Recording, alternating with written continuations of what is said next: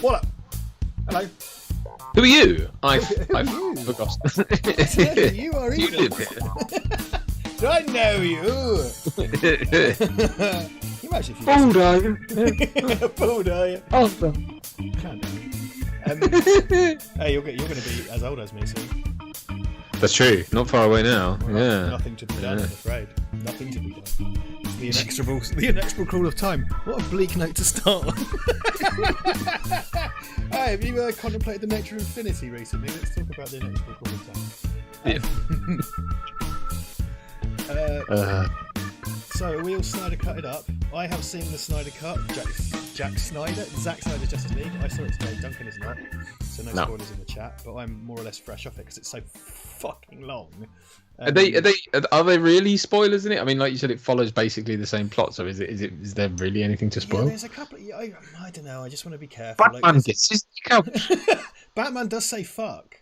There's a couple of F-bombs actually, but I shan't because I think there's stuff in there. I think some of the stuff is like, there's going to be some DC character cameos in there, and the ones that were there's one in particular that's just really laughable. I was just kind of like, what is this? What are you doing? That's very clearly a thing you already had in the can that you've changed. Callum Chung says, "Does it feel its length?" I feel my length. I don't know what that means. Am I talking about my penis? I don't know. It was all right. I watched it with Ivan today. I mean, it kind of feels like a 4-hour movie, and as I was explaining to Duncan before we came on air, there are whole sections of it with like no dialogue, and then for the next scene they have to cram in tons of dialogue. Also, it's broken down into chapters because he thinks he's Shakespeare. I mean, it did not offend me. Well, that's good. That's a winning combo. If a Zack Snyder film did not cause you offence and or revulsion, it's the best you can hope for, isn't it? Really? It is. Yeah, I think we're on to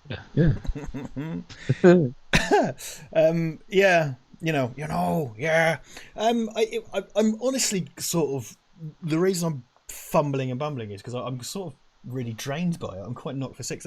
Not because again it was dreadful. I mean, it wasn't good, but I wasn't kind of like upset by it. But I've just got this kind of audio visual exhaustion, and now I'm going to watch another 2.5 hours Zack Snyder movie. Yeah, you bookended your day with Zack Snyder's epics. Rods for backs.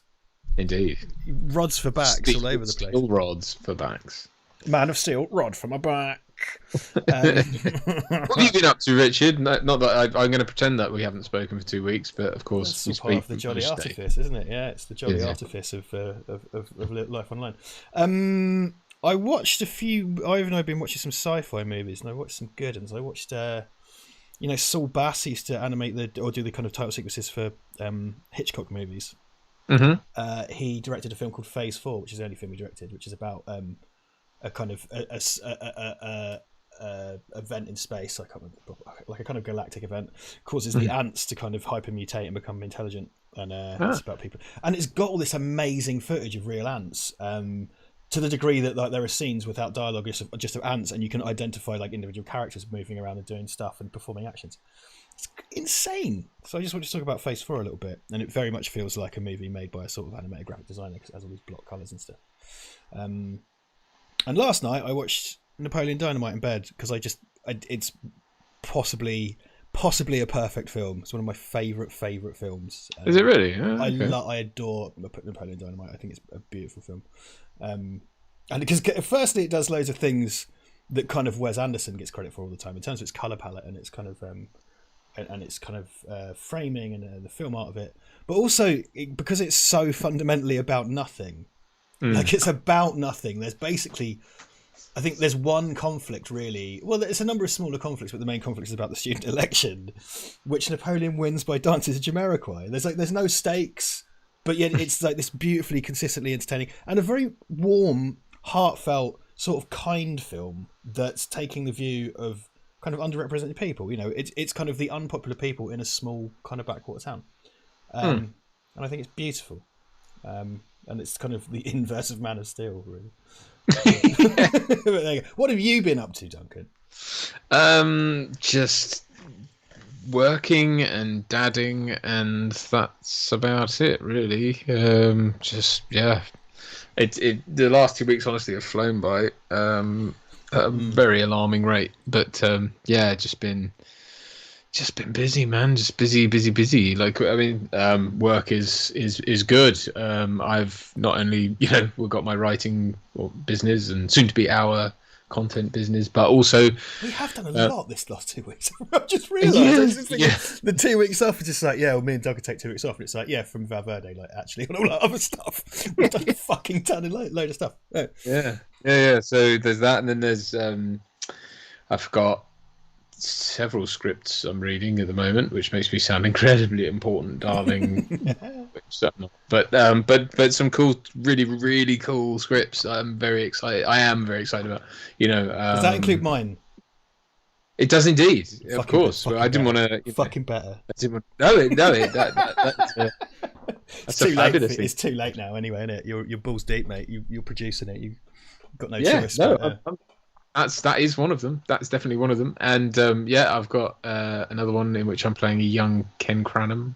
That's a very exciting one. Which is very cool. And I got it through the other day and I read it and it's like I didn't realise it was one of the biggest roles in the thing, so that's great. And then the other one, which is actually more than one script for one project. So is this the one we discussed before everything? Yeah. Okay. Yeah. That's an interesting one as well.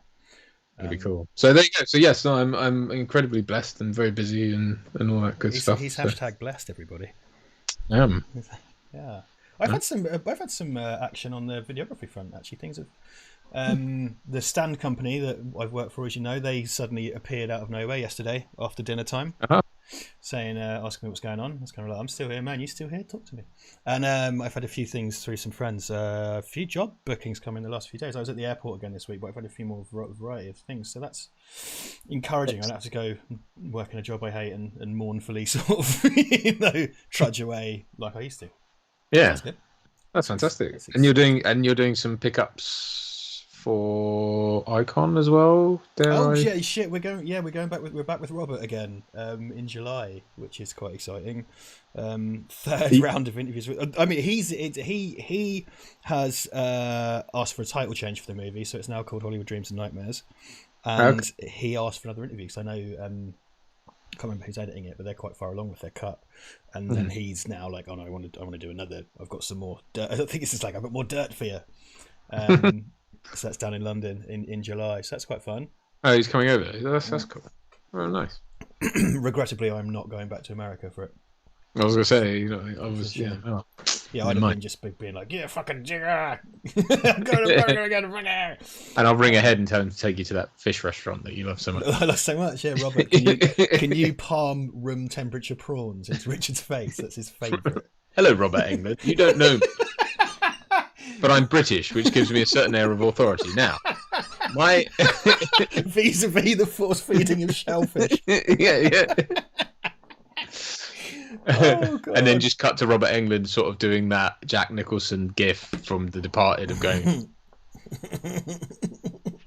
big grin going over his face. A few things to announce. Actually, Dan Lyles, who I said I would mention, and he hasn't got a website, so but if you would all be so kind as to go to his Twitter, I think if you just put Dan Lyles into Twitter, he will appear. But he is selling prints of his incredible artwork, and his artwork is fucking cool.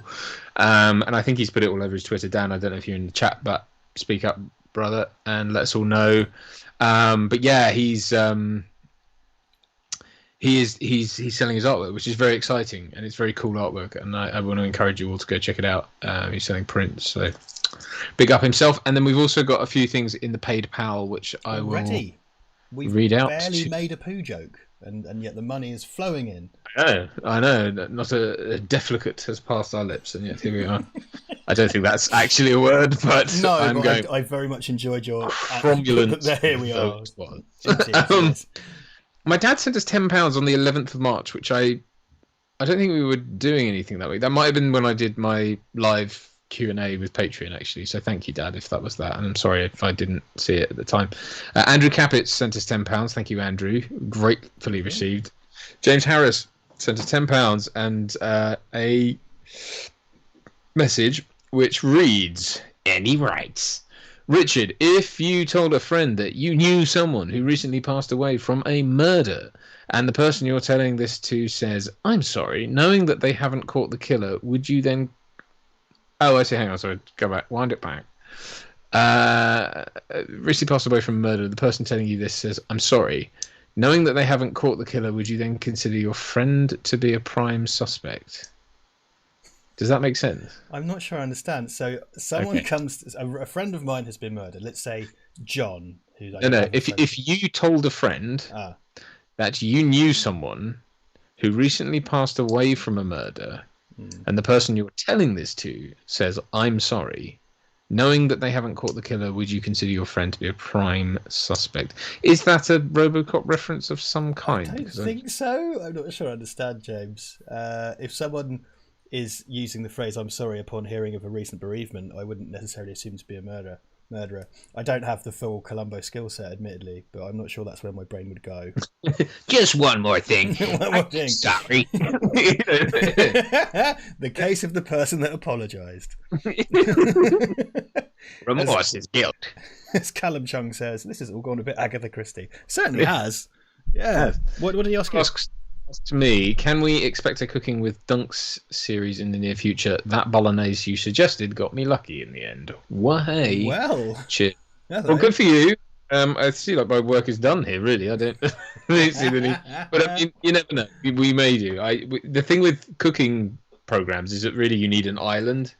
It's very hard to show cooking when all you've got is a stand, because of course a camera needs to be looking at you and the hob. But who knows? Stranger things have happened. Luke Wiltshire sends us no message, but sends us £28.83, which is both incredibly generous and specific.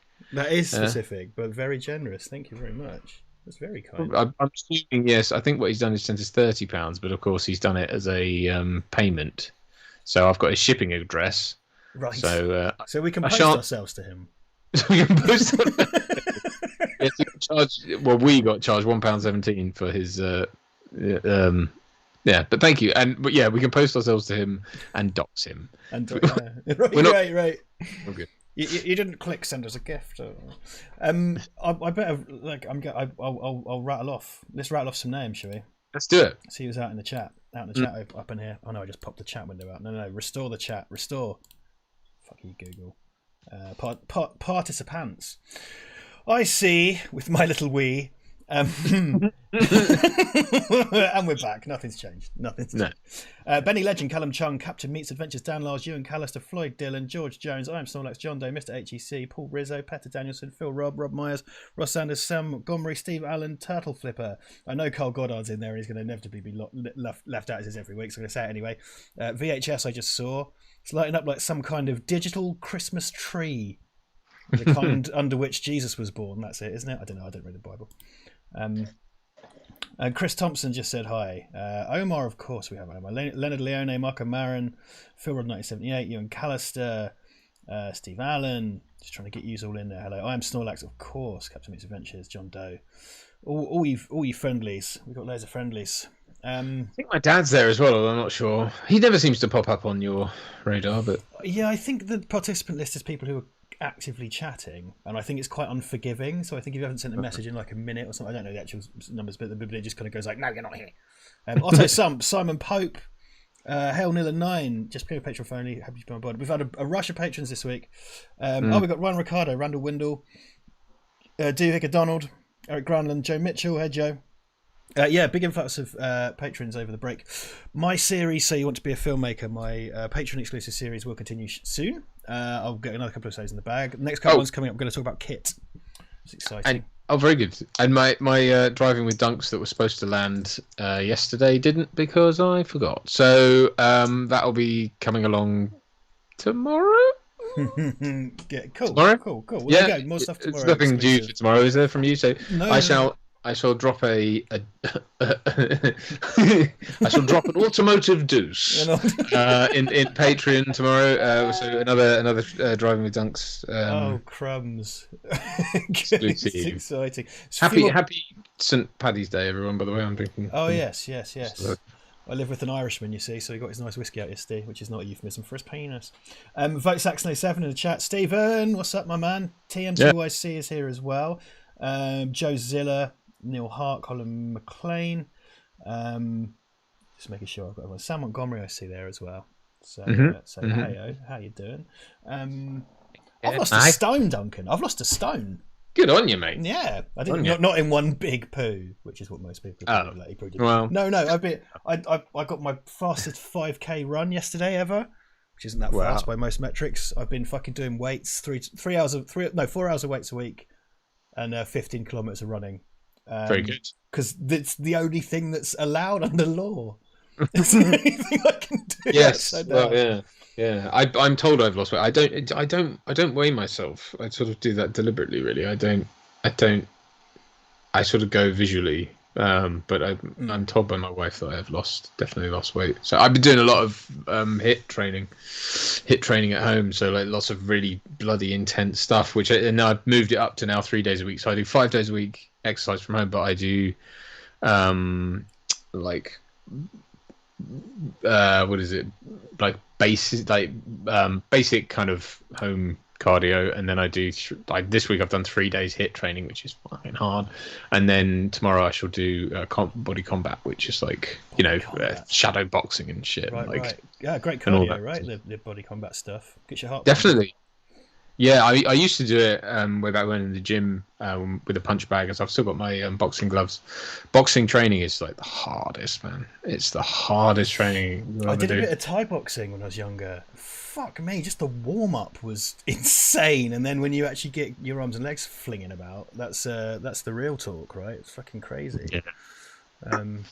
It's all you can do. It's all you can do at the moment. And I started out before Christmas, but I've made some real headway this last few weeks. Actually, do you know what? I think it really came into its own during the time off.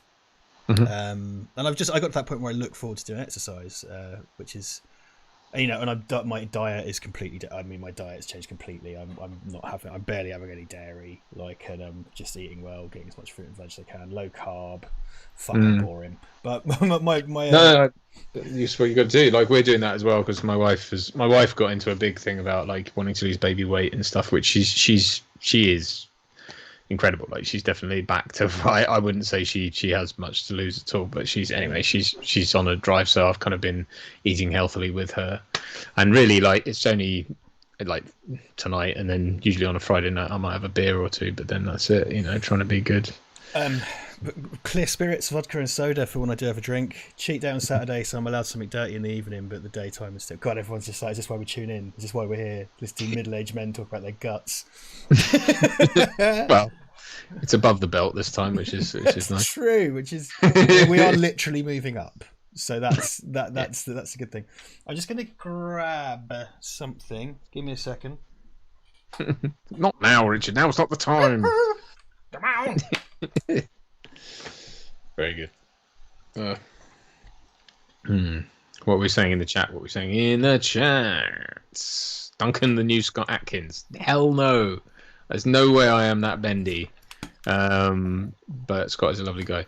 Training for James Bond? No training. But although I am mindful of what I'm about to go into with this project, I am going on to eventually when lockdown lifts, because there's a lot of action in it. And I mean a lot of fighting, and a lot of there's a whole scenes where I have to carry a man on my shoulder running around.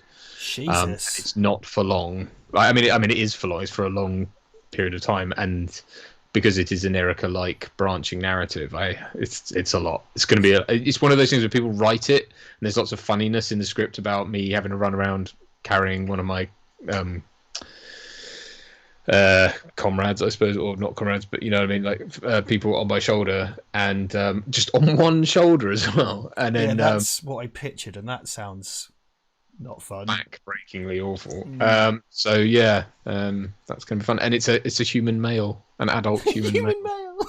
So they are not known to weigh less than human. When this game comes out, everyone, you must choose the option which causes Duncan to carry the man, thus making it worth his while now. Oh, wait, I thought you were going to say it acted like some sort of voodoo doll, and I'd be a sort of retroactive punishment that sort of send it back through Make time. him run around with the man on his shoulder. But there you go. I've brought over. Can we talk cryptically about our project and not really say anything too much? Whatever you want. That's. I've got. Steve asked about storyboards earlier, because apparently Zack Snyder took his storyboards to the Justice League watch party or whatever it was. Here's the title page to the script. It's out of focus, I think. Whatever. But most excitingly, what I want to share with people is my dismal experience of storyboarding. Because it's page 1, which you perhaps can't see, but there are people with clothing and hair and like eyes. And the most recent pages, these are amazing, which I sent to Duncan. Some of them are like sort of Kandinsky paintings, but not in a good way. This is like completely abstract, dreadful. And I've had people just go to me, dude, stop drawing actual pictures. Stop drawing. Stop drawing. I've got a favourite page. This is probably my favourite page, where we're in full Stickman town. Like it's in pencil, so I doubt anyone can see it particularly well, but it's really just completely fucked. But anyway, we've had lots of exciting developments this week. So I don't want to jinx anything by saying it out loud, but we've got our crew together, it would seem. We've heard a little bit of the music for the film. I did some lighting tests, and you can see stills from the lighting test on my Instagram, or Instant Graham. It's the joke that I've been driving into the ground for about 2 years. That's exciting. I just wanted to share that because that's what I've been kind of flat out on. Apart from doing, I was doing animation for someone else today, Duncan. I do a lot of animation. Duncan and I do animation for stuff for clients, but I've got another one that I'm doing at the moment. So I'm cashing in on that parallax animation thing. But Very cool. There you go. It's going to be cool and exciting, we hope. I think so. I think it's going to be. I think. Do you know what I mean? Having done my fair share of short films over the years, I think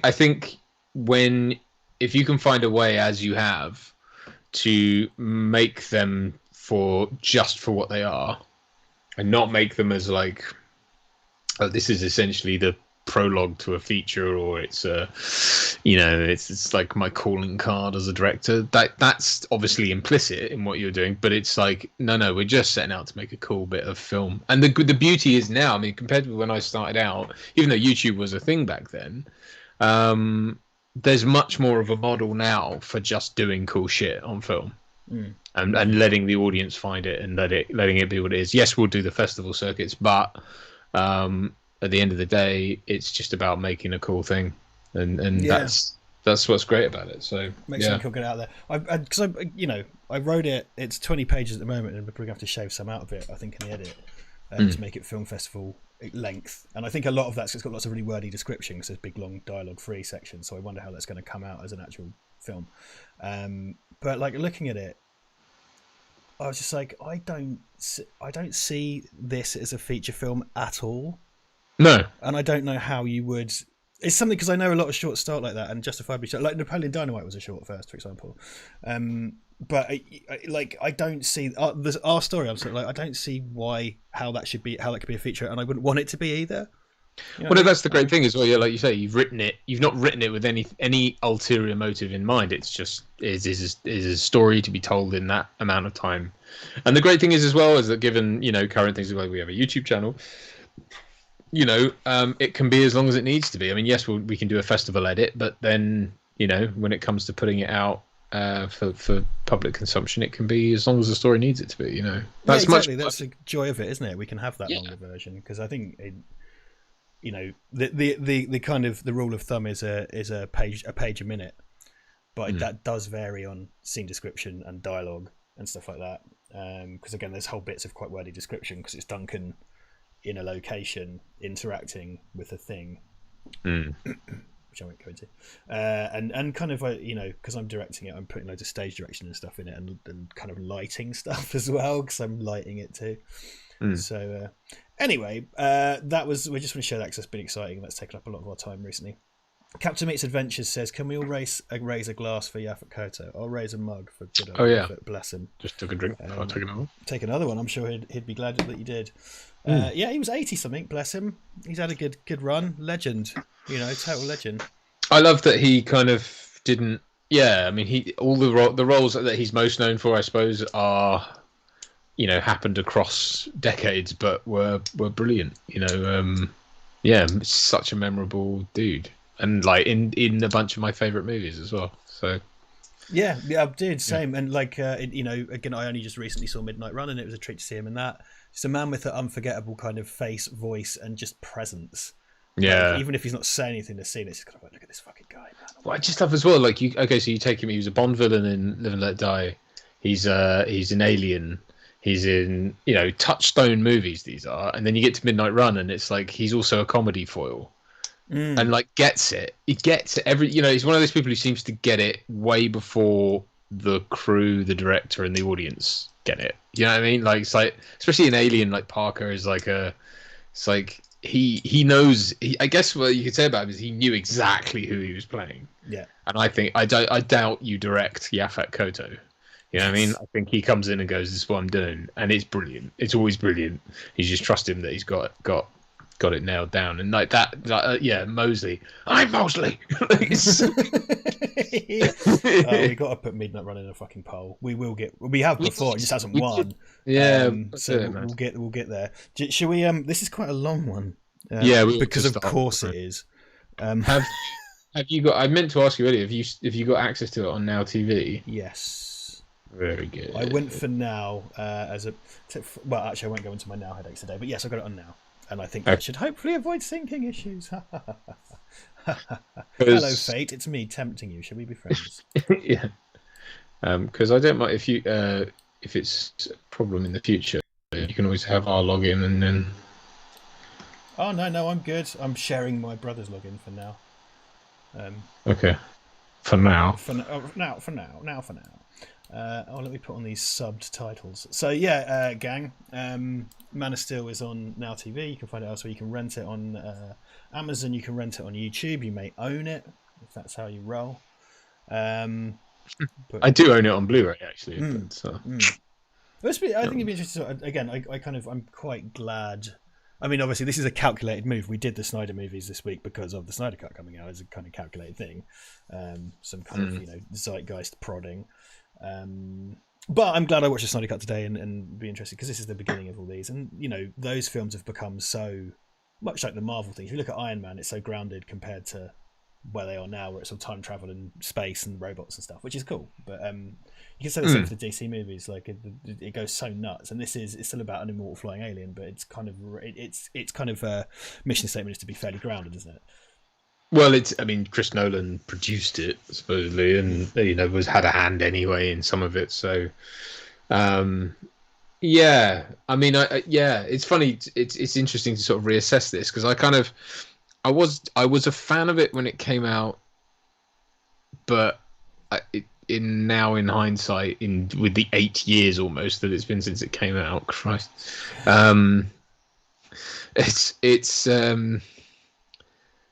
yeah, I don't know. We Rich and I used to have in the early days of our kind of internetness long debates about this film because I think it's one of those films where you just waver. Like you can tip into hating it or loving it very easily. Well, not hating it or loving it, but liking it or not liking it.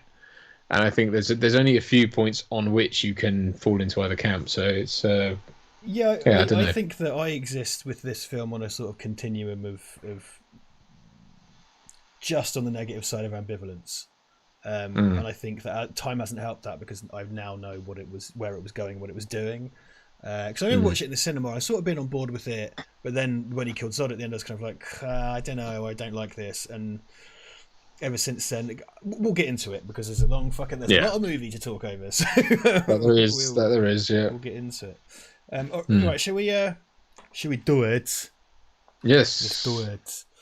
So everybody, get your copy of Zack Snyder's Man avec Steel, as they call it in France. Man with Steel. Man with Steel, yeah. Man o' Steel, fine. Fine. In Ireland. Yes. Right, so are you ready to press go and I'll do a counting? Yes. I'm going to count the number of Krypton's moons, which I've arbitrarily decided is 7. 7, and I'm going to say, I press play when I say play. 7, 6, 5, 4, 3, 2, 1, play. Thunderbirds are a go. See, I really like Russell Crowe's Jor-El. I think is great, and I think a lot of the Krypton stuff. I love all the Krypton stuff. I love all the Krypton stuff at the start. I think it's a great reimagining of what Krypton would be. I just think, do you know what? I think in a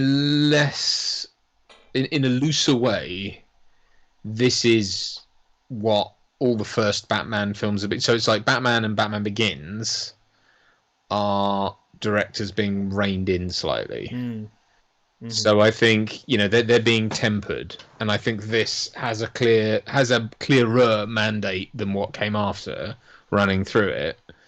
and I think it works as a result. I think that's what works as well, because it was Chris Nolan and Jonathan Nolan, or no, David Goyer worked on it, didn't yeah. So I think they set up. They brought Snyder on board, so they had their kind of pitch, and they brought Snyder on board for it. And you know what? If you'd looked at Snyder's back catalogue thus far, you'd go, do you know what? If it's our story and his visuals, that could be a really great combo, right? Because he has that amazing. He does have an eye. I mean, you know, you may not like it how it's applied to story and character, but he does have an eye for visual. Oh, hey, look, I will. He's an incredible visualist. I won't. I'd never go against that. I think, but I think as a storyteller, less so. But I think as a visualist, yeah, he has some really, really arresting visuals. Mark Flanagan dropped a $5 super chat. Richard, have you read Scorsese's Fellini / State of Cinema piece, Cranky Old Master of Cinematic Cassandra? I haven't, but I'm aware of Scorsese's kind of general. Well, no, I did read that. Is it the one that came out a few months ago?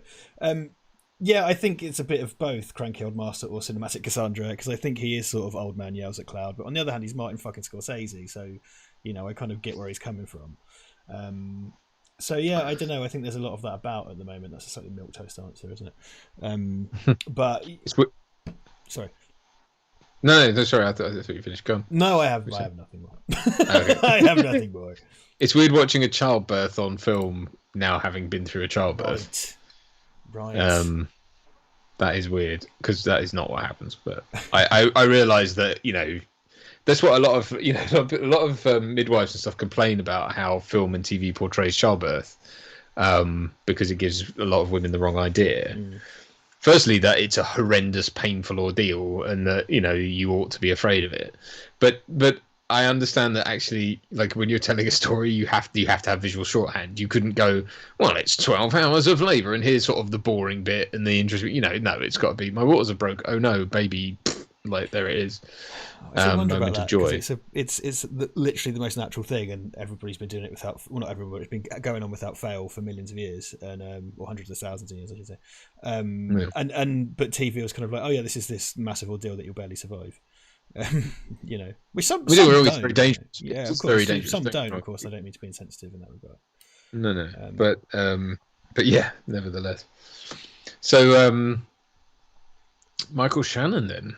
I do remember thinking this in the cinema when this happened, and it was like I thought we were going to get a bit more of a build up to this, because it is just like, I'm Jarrell. I'm talking to the council. Bang! Like, oh, here's the bad guy. Bang! Here another thing happens. Bang! Bang! Bang! And it's like, look, I get it. It's 2 hours long, but for fuck's sake. Fucking hell, Zordo! Did you have to kill them all, mate? Shit, Zordo!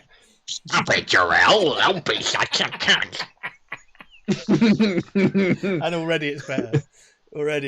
Yeah. I do think Michael Shannon is fantastic in pretty much everything he's done, but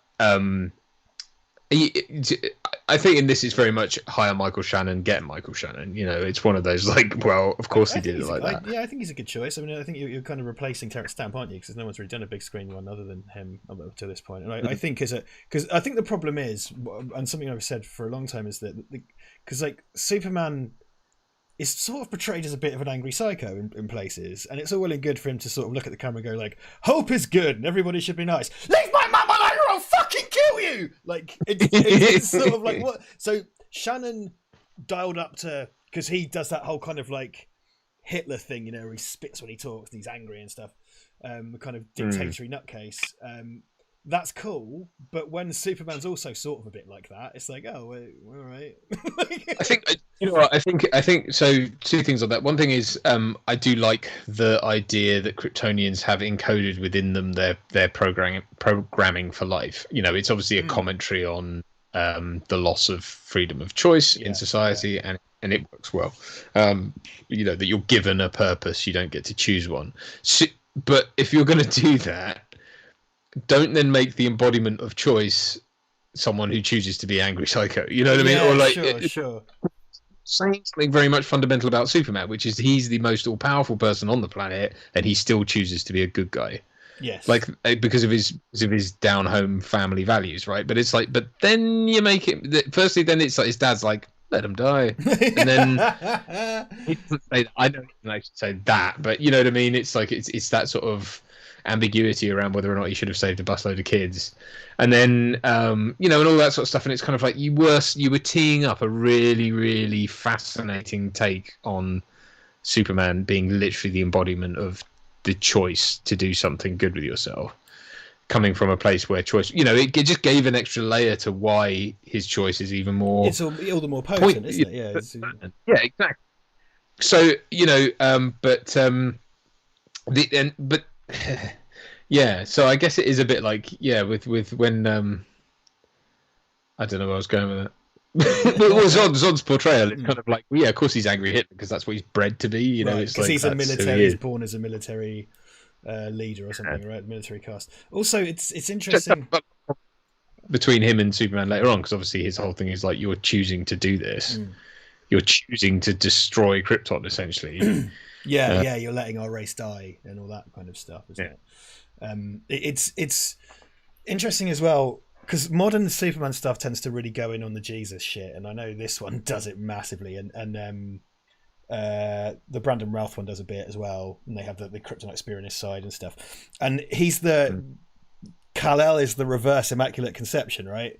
Because everybody else is a virgin birth apart from him. So he's kind of in that sense, the kind of reverse Jesus. But also just like Siegel and Schuster were Jewish, and the imagery of Superman is very clearly Moses, isn't it? Like he's put in the basket and sent down the river. And then later on it's kind of like, no, it's Jesus. And it's like, well, okay, so that's valid, but I think at its root, it's something else. It's a loose savior way, yes. But, and obviously in the hindsight of the death and return of Superman or whatever, I guess there's the resurrection angle, but it's like, but that's after he's resurrected, and it's Moses. And people really lazily go, he's Jesus, and he's like, well, not really. I mean, if you look at it at its root, that's not really the case. I can see why it's been 100 years or whatever, so you can fuck around with it, but if we're doing any biblical allegory, it's Moses. It's not really. There's a lot been made of like Krypton. I love that in the background. There's just a moon that's like cracked and broken. That's cool. That is really cool. Because there's a whole thing about as well, like Kryptonians have like mined out Krypton, right? So it's all just this husk, and even the Codex is just this like gnarled up. Everything's had all the life sucked out of it, including them, right? So it's just kind of it works really well, because it's like this is the first time anyone's really reimagined Krypton to be anything other than ice and crystals. That's what I respect about this, is that the art direction they've gone, because Superman Returns was so about the Donna one. This has gone like, right, we're doing something completely new, and you have to respect that. Totally. I think it does it. I think it does it really well. I think they nail it. Actually, I just wish it was a bit more. I think the problem is they're rushing to tell the Superman story rather than. And don't get me wrong, like I say, it's packed full of stuff that's actually quite good setup that isn't unfortunately paid off very well. But nevertheless, I think there could be more done with this. I do think, and most people, I remember after this came out, most people said, "Oh, the Krypton stuff was fantastic. We just wish we got more of it," kind of thing. It's a mixed bag for me, because I think that a lot of the decisions that are made with the purpose of points of difference, I think they're good things. I think just doing something differently for the sake of it isn't good. But Superman, because I think we had this problem with Spider-Man, is that we kept seeing the same Spider-Man shit over and over. So the new movies kind of skipped over all the fundamental stuff, because you kind of know it, and I'm fine with that. And Superman was such a template for superhero stuff that, just having more Crystal Fortress of Solitude and having, this, that, and the other is too sort of samey, and that's fine too. And I think this version of Krypton, where they're kind of everything's kind of a bit sandy as sort of browns and bronzes instead of kind of whites and greens. But I will say, we've talked about this before, very unclear why the system of let's say mercury-based telephonics is better. It's like, well, it's 3D, but I can't see any color or texture. Yeah, and there's that weird thing because like it works like Skype in that she can see behind him at one point, because she goes, "Look out!" and there's people behind him, and it's like, what are you seeing on the other side? Like, are you seeing way behind him? Because that seems unlikely. You know what I mean? Yeah, it seems weird to me. What's going on here? Yeah, it's odd. It's what they do, because that comes back in. It's in the Snyder Cut, because it still has all the stuff on the Kryptonian spaceship. Is there? Oh yeah. So that because I thought about that today when I was watching. It's kind of the kind of Mercury thing. It's cool. It's visually arresting. It seems to say that okay, you can have 3D but not color, because it's it's sort of like, this is better than a hologram. It's like, is it? I mean, but then later on, you've got him walking around as I thought they were going to do something with the Jor-El Oh, interaction. I didn't even draw a line between the two just things. Russell Crowe walking around. It's like, well, if you can do that, Yeah. what's this shit about? Like, why? Look why out, is there's a that? bloody guy with a rifle, Lois Lane. He lousy. Look at this. They do the Apocalypse Now shot. Everyone, fucking J.J. Abrams did that for Star Wars. Everyone loves to do the fucking Apocalypse Now. Well, it's that crash zoom thing. You know, it's like, I think it's done to give depth, but it's that thing of like, boom, like, oh, it shows how far away they are, I guess. Concentrate main fire on the belly. I know the dong shaped ships, man. Dude, in I don't know if it's carried over from the art design for this, but the Krypton ship in Justice League, again, the Snyder one, has loads of vagina doors. Loads and loads of vagina doors. And they're are they in this one when he goes to the... Yeah. Okay, yeah. Kind of got an H.R. Geiger thing going on. Massively. Like, the flying dicks, mate. And it's not even like... Because it took me... Well, it took me a while to notice the penis in the alien head, because I thought it was long, but it's only when you see it properly that you see it's got a fucking bell end on it, and sort of at the back. Yeah. So it took me a while to see it, but it was there, and that creature moves around in the dark. But here it's just like, there's a little... They're like garden gnomes in the shape of cocks just sat on that launch pad. And it's like, oh. Well, it's all very biomechanical. I mean, look at the armor. It's all very Giger-esque. There are very few straight lines. That's normally, if you're trying to do something away from there. If you want to be sort of inorganic, use straight lines is the perceived wisdom, I think. So I love these two play off each other really well as well. And Shannon is so fucking scary, dude. Like, he's just like a horrifyingly scary performer. He does that great thing of just being uncompromising, which is what he is. He's just pure purpose. Do you know, it's that thing of like, what is purpose? You know, unbridled, blind purpose is dangerous. You know, and that's what it's saying here. And and it's again allegorical of kind of where that's happened in human history. I guess Nazis, but it's also elsewhere. You know, is that thing of like just blind purpose, just blind. Just do this because you're doing it. Don't do it like for any other reason. It's just like the Romans as well, for example. There are various examples. Yeah. I do get a bit jarred by I think. Because as you rightly point out, like they make hay of the fact that Superman, unlike other Kryptonians, has a choice to do whatever he likes. And Jonathan Kent, who instilled him with his homely values, kind of goes like, "Well, you know what? Being a superhero sounds like a drag. Maybe if you think about yourself a bit." And it's like, no, that's not at all the lesson of Superman. Like, and it's the same in BVS. Seems to lean on kind of like, being a superhero is a drag, coupled with like really strongly Randian imagery as well. I talked about before, but I was going to say because I know that Snyder has a thing about Ayn Rand, but it's kind of like, if that's your takeaway, and I don't say this as like I'm not a Randian sounds so like a Eton sex ring or something. I don't mean it like that, but what I mean is like that isn't really the takeaway of Ayn Rand. Ayn Rand's thing wasn't just be a selfish dick. Let's just think about yourself and nothing else. That is quite. There's a lot of that in it. I mean, the entire concept of Atlas shrugging is based around that. Why should I hold up the world? Don't get me wrong. Of course. Fuck you. I'm good. Why should I do anything for you? That's a very reductive version. But the thing is, I mean, the problem. Superman is not the character to talk about in the sense of. Being in service to be of service. So this idea that it's the put your mask on before anyone else is in the plane, right? It's like you can't help anyone unless you are resourced enough to do it. If you make sure you're resourced fully, then you can help people fully, and that's so. There's an element of Randism in there, but Superman is not the character to do that with, because he's all powerful and doesn't really have to worry about himself apart from kryptonite and that sort of thing. So it's kind of like. You don't have to say to Superman, "No, love, you take the day off. You'll be, you know what I mean?" Just have yourself a bubble bath and don't worry about it. It's like he's fucking Superman. That's not the character to have a conversation. Yeah, it's not the character to have that conversation with. I do think you can have that conversation. Just probably not with Superman. Either there are characters out that you could probably use, and I know this is not the way of Hollywood economics is not how this would work. Or create that character if you want to do the Randian version of Superman. There are so many versions there are so many Superman analogs that exist that comics have done It's like, well, make that. Don't apply it. Don't apply it to Superman. It's the wrong time to do it. I'm not saying never do it, but like, don't do it with fucking Superman. It's the worst thing you could possibly do. The boys are doing. I know he's kind of. I mean, that's the thing is like Snyder's all about deconstructing, and that's the problem. Is like I think it's reined in this film, not enough, but I do think it's reined in. But obviously then when you get to BVS, it's like totally unbridled. And like I say, my biggest problem with Superman and BVS, and I know we're not doing that film, but is that we never fly with Superman. And wasn't that the whole point? I mean, I know the Chris Reeve stuff, but like that's the whole point, is that you've got Superman, you've got Clark Kent, and then you've got the guy, Kal-El, who you only get to spend time with if you fly with him, because it's the only time the audience is alone with him, right? And you never really see that. In this, you see it a bit, but it's all like happy, like he's like, fuck, I'm really powerful, and it's like, that's not the message. Those are dicks. They're just dongs. They get sent to the dick zone, and with the sucker on the bottom, you stick to the to the side of the show. They've got a subscription to Love Honey, to the Council of Krypton.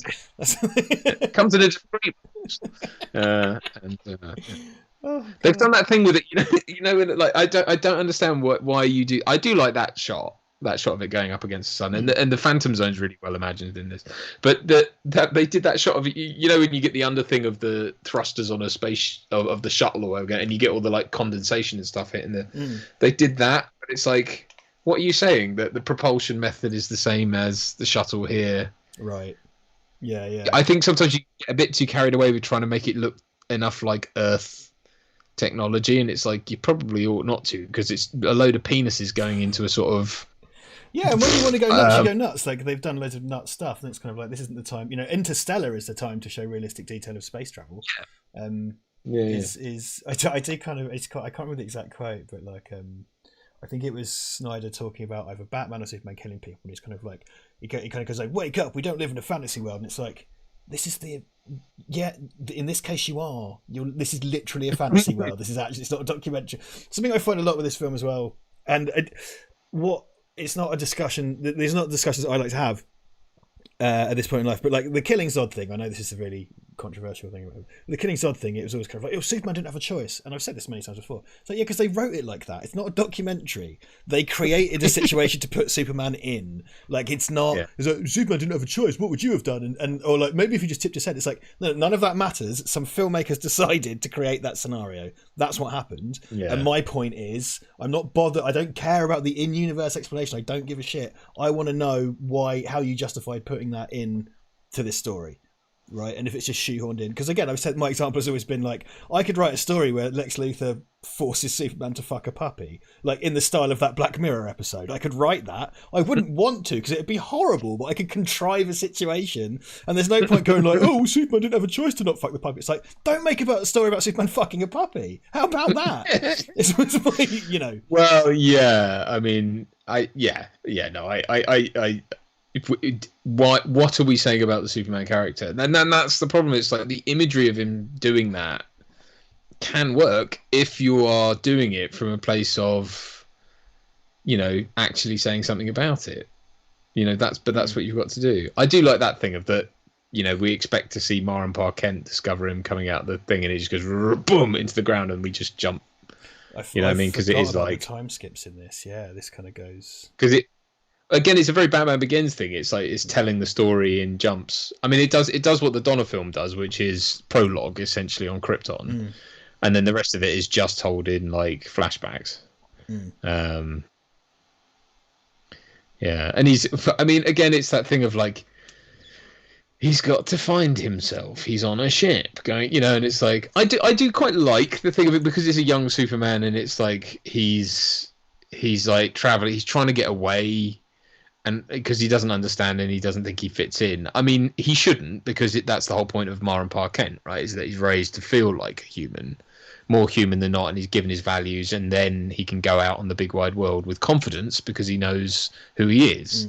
A Superman who is like on the world's deadliest catch because he still can't find himself. And also Ice Road Truckers later as well. Sorry, truckers. But that's the point, isn't it? That he's decided he's going to go and do the most dangerous job in the world because he's like, that's maybe what he can do because he's. And then he keeps coming across burning oil rigs and I don't know what else. And it's like, right, but like, it's sort of a bit of an anathema to the character that he has to find himself at this age because it's like, well, I know Superman's gap year seems a bit unnecessary. Well, it's like, I know he hasn't been and sort of done the whole. He hasn't spoken to Jor-El yet, and he hasn't found the Krypton ship or his Fortress of Solitude, even though it isn't. I know he hasn't done that yet, but he should still. That's not the point, is it? That's all just about his past, and that was the whole point of the whole thing. Is like actually he got all his values, everything he needed, he got from Mar and Pa Kent, right? Exactly, and I think something a way I've heard Superman described is like, you know, and the Boys is doing a very good version of this with Homelander. What's interesting and important about Superman? It's not what he does; it's what he doesn't do. You know, he chooses to have a humble life. He's got a shit little apartment in Metropolis. He's got a not particularly high paying job. You know, okay, he has his fortress and stuff, but he doesn't. He could be ruler of Earth. Even not that, he could be a celebrity. You know, he could be all of these things, and it's the way he chooses to live his life. And it's all instilled in him in his childhood. Have you seen them? The trailer for the new Lois and Clark show has that bit. Love it. Man, Love it. like the guy That's goes, so the kid goes to him, nice outfit, and he goes, thanks, my mum made it for me. And it's complete. It's not ironic. It's not smirking. It's not snarky.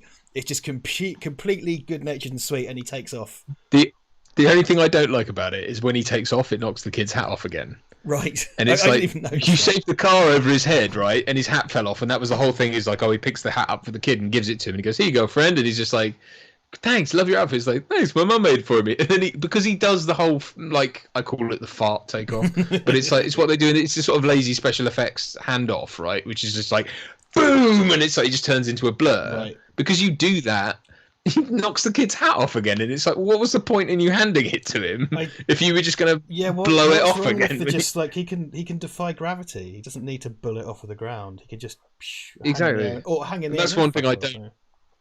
Yeah, exactly. It's like just rise up. But I tell you why it is. It's because they're avoiding the production costs of having to take a crane to a location, put him on wires, do it. But there are ways to do it that wouldn't involve that amount of cost. Yeah. I agree. I just think it was always, ever since Lois and Clark, it's the new Adventures of Superman. It's always wound me up that they have to do these cheap effects of him flying in and out, and it's like, and they carry it over into massive budget films now, and it's like, even his cape CG. It's like, really, like. It just removes the kind of verisimilitude, I guess, is what you. Well, all this stuff as well is like being superhuman's a miserable chore, and like, you know, being Batman's a miserable chore because he's Batman. Being Superman is not a miserable chore because he's Superman. Like, he has to make tough decisions and stuff, but everything's dreadful, and I hate it. And don't save anyone. Like, it's just like, oh, good, Superman's here. I've got a question for you in the super chat, my friend. From Mark. Mark Flanagan. Yep, you crack on. Duncan, how would you compare to Reeves? Reeve, by the way, not Reeves.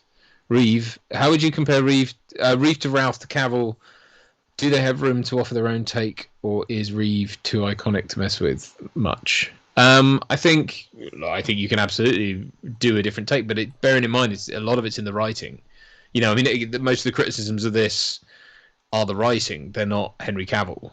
You know, I think Henry Cavill is fantastic, and as you know, even though the Whedon cut is the only version I've seen of Justice League, but at least it made him like Superman, and you could see that actually Cavill was brilliant at doing that. Good, yeah.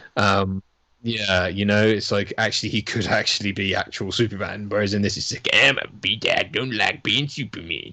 But he's fantastic, you know, and he's fantastic in that, and he's fantastic in this. It's like, yeah, because it's like in this, the opportunities he has to destroy people, and he sort of doesn't, but he doesn't do it. Like, you know, with the jerk in the bar later on. And that's still quite psycho, the whole smashing up the truck.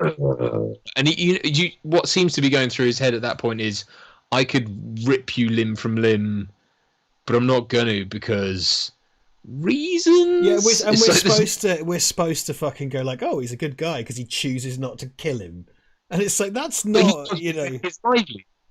he takes his truck and throws logs through it, and it's like, well, that's his livelihood. Like, it's still not a good thing to do. Also, that. you can imagine it being a thing he's done in anger. You know, you can. It's a thing. You can imagine him just being like, doing it.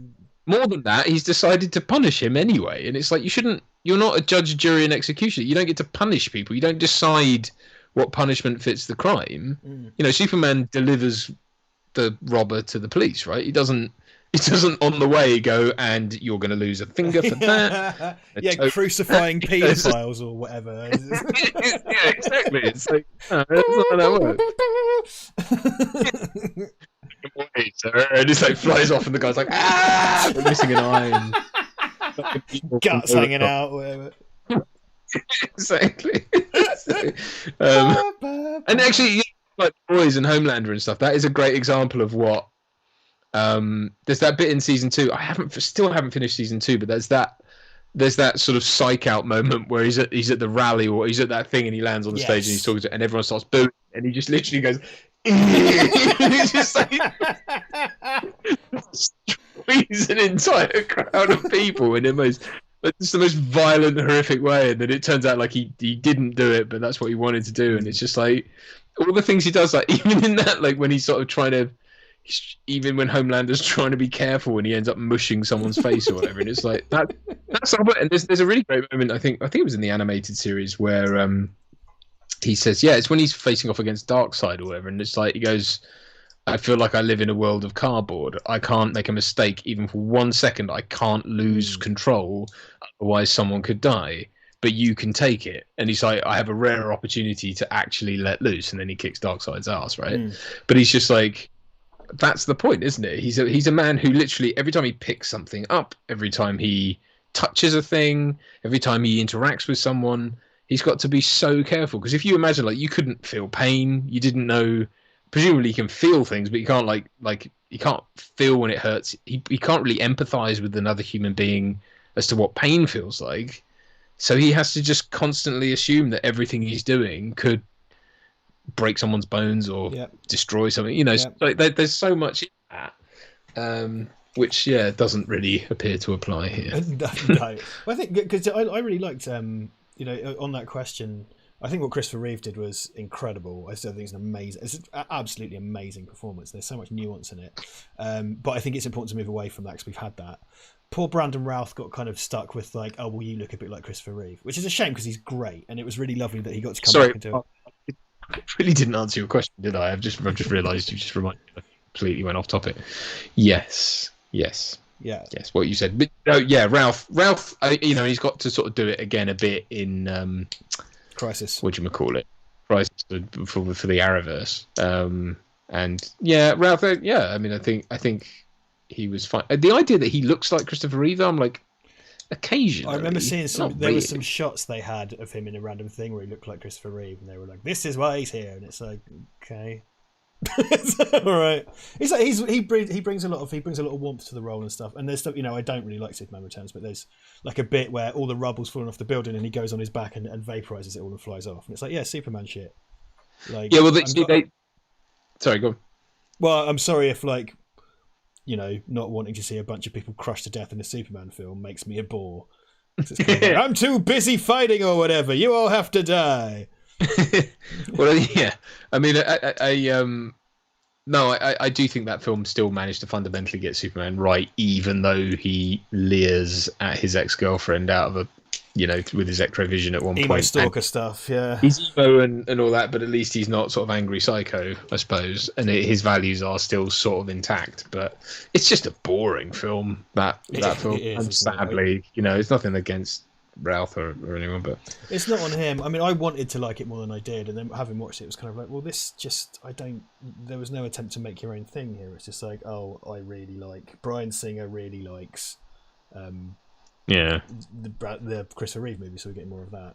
But again, it's inconsistent. It's like you do, but you've decided to sort of cherry pick. You got the theme and a guy what looks sort of like Christopher Reeve, and that's it. There's no, like, the world doesn't look it. The Daily Planet's like a big Art Deco-y. Everything's Art Deco. Yeah, it's got the globe on the top. So it didn't in the other. It wants to do the kind of Fleischer version, doesn't it? Yeah, kind of. But then, but it also, that's what I mean. Its identity is all over the place. There's no clear, like, I don't know what I'm watching half the time in that, and people don't seem to act like the characters they were, but they want us to believe it comes from a certain point. And Singer, I think he did that whole thing about like, oh, yeah, it's like a kind of spiritual sequel to the second film or whatever. I don't know. And it's like, right, someone gave you $250 million. Right. Didn't ask questions, did they? Like, no one asked questions. Like, what the fuck? Yeah. That the kind of the clean slate sequel probably started there, didn't it, to a degree?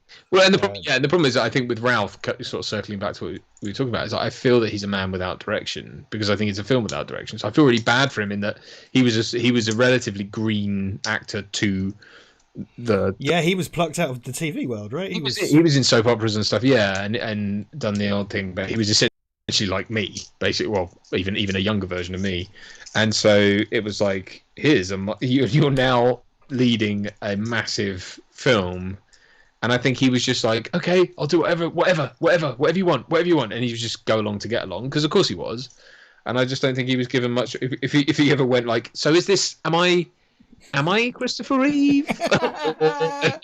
Shut up! Don't ask questions. Shut up and take your money, you idiot. Shut up, or I'll put John Peters on the phone. Okay. Jack Spiders. Yeah. Yeah. I mean, have you seen Scott Pilgrim, the Edgar Wright movie? Yeah. I have it. Yeah. I own it. He's like the superpowered vegan in that. Yeah. He's great. He's really good, man. I've got a lot of time for Ralph. I think Cavill is. He's being directed in the dour Superman film, and the Justice League theatrical cut is dreadful, and the Whedon stuff in no way improves it. However, as you pointed out earlier, he directs this version of Superman as Superman, so he's kind of warm and smiling and helping. Because like one of the things they added in is when he picks up that entire block and flies it away, which is cheesy as fuck, but it's what Superman would do. It jars because it's been forced into a film that is not that film. But it just shows what Cavill could do. Yeah, man. I think that's, and as well, that's another thing of like, when people say I'm not doing that with Superman, that's cheesy. It's like, you don't get it then. Yeah. You shouldn't be involved, because it's like, if you're embarrassed about Superman because he's cheesy, quote unquote, it's like, yeah, but that's Superman. That's the point. And it's like, and if you, also like, as films coming out at a time where Captain America exists have no excuse like for why Superman needs to be a grumpy bugger, because it's like, well, clearly you can do the right thing and still make a point and still exist in a gritty world and do, you know what I mean? It's like, even Thor: The Dark World, which is dreadful, felt like a better Superman film. You know what I mean? That film sucks, but it kind of had that kind of warmth. So again, please make Batman dark, make Batman as dark as you like, but it's not really what Superman's for, to be honest. And traditionally, when these characters teamed up, there was a different tone to the comics when they met up. And they well, it was an ideological battle. It wasn't a literal one. Yes. Is the point? Yeah. That seems to be jettisoned in the sequel. I mean, making that the sequel to this is just the most bonkers fucking idea. Like, look, this really goes to great pains to sort of to lay out its stall as the Superman, the version of Superman that it is. Love it or hate it. I mean, I don't. Again, this is like, so this guy is Emil. What's his name? It's brushed over. The West Wing guy. Yeah, the West Wing guy is Doctor. He's Dr. Emil. He's the Star Labs guy, basically. Right. Yeah, who turns out to be so they're referencing things where I'm like, oh, amazing! I was like, oh, that's so cool. What's that going to mean? And it's like, turns out it means nothing. And absolutely nothing. He's fucking killed, and he's basically like Jimmy Olsen is in bloody Batman vs Superman. The most horribly egregious. It's his way of just saying fuck you, like I don't care. And it's like, because he get sucked into the Phantom Zone at the end. And I think he's with Christopher Maloney. I think they kind of sacrificed themselves on the plane to get in the Phantom Zone for some reason. Yeah, that's right. It's like what? Like no, like Hamilton, isn't it? No. Hamilton. Emil Hamilton. I know. Well, don't set up Emil Hamilton. Yeah, I think that's it. It's like, don't set him up and like go to the lengths of setting him up as a character. It's almost like, you just had to have a character from. BVS has is it Mercy Graves? Have I got that right? Yeah, Mercy. Yeah. Just to get blown up in the fucking second one. And it's like she's in it for a bit and they just blow her up. Jimmy Olsen is like... The thing with Jimmy Olsen, I don't care that much. He's not a character particularly cherished by me, but like that's a really beloved character from almost a century of comics. It's like, I'm in the CIA and just shoot me in the head. Also, pedophiles exist. The photographer is just the cover. Well, because I think it was supposed to be in tandem, because wasn't it supposed to be Jenny Olsen in this? Well, the girl in this, I always thought was Jenny Olsen. I was like, oh, right, fair enough. As long as she's G-Shocks running around Superman's pal, not CIA agent getting his brains blown out in the first 5 minutes. Yeah. I mean, the gender swap thing can be done, like you look at M in Bond and stuff like that, you can add another level to it. If your protagonist is, or Superman's still male, obviously, then a Jenny Olsen adds another dynamic to that relationship. So you can say something with that, but then they seem to sort of shy away from it, because in this she's just referred to as Jenny. No one says her surname, and they seem like they just sort of caved after the apparent backlash. Although I don't know that there really was a backlash, but whatever, and yeah. And then it was like, now, like that's better. How is that better? I know. And then Jimmy Olsen is because he's only referred to as Jimmy Olsen in the ultimate cut, right? Rather than right, because in the theatrical cut they never say his name, or they say Jimmy or something. I suppose we've got there's a kind of get out there, isn't there? Yeah, exactly. And it's like it just smacks of typical sort of Warner Brothers 11:59 volt fast quick change your fucking mind. It's like, come on, guys. Like, I've got another super chat from Mark Flanagan, $5. Thank you very much, man. It's very generous tonight. Do you have any notion why Superman is usually cast with up and comers, while Batman is always done by an established actor right up to Pattinson? It's quite a good point, actually, that, because that's the interesting thing, isn't it? When Cavill was Superman, and then it was all kind of like, oh, who's Batman going to be? And it was like, oh, well, it was Ben Affleck, big megastar.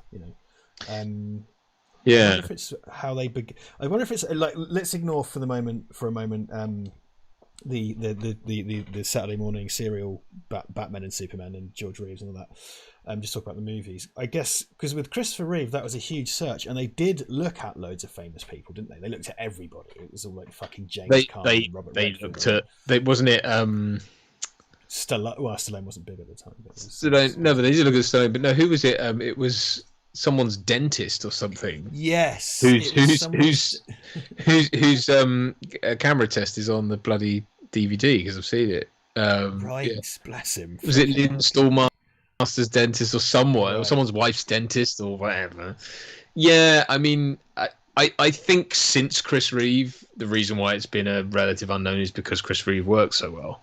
I don't think it's for any other reason. It's trying to get the lightning in the bottle again, isn't it? It seems. And Cavill's not really come Man of Steel. Cavill's not an unknown. He auditioned for Flyby, was it? Flyby. I think you can see a costume test for that. I think, or a screen test. Yeah, that's right. Yeah, so he was up against as well, and he was up against Ralph. That's the point. Like Ralph won over him back in the early 2000s. So he was always in the running. He was the guy. I remember I had a copy of Total Film, and I think it was the one in which they were talking about Batman Begins, funnily enough. But where it had a very, very small segment about the unluckiest man in Hollywood or something, and it was a picture of probably a virtually just about post-pubescent Henry Cavill, and it was like he was going to be James Bond, then he wasn't. Then he was going to be Superman, then he wasn't. Then he was, it's all the things he didn't get, and it was like making a big deal out of him. And he looked, 5, which is probably why he didn't get the role.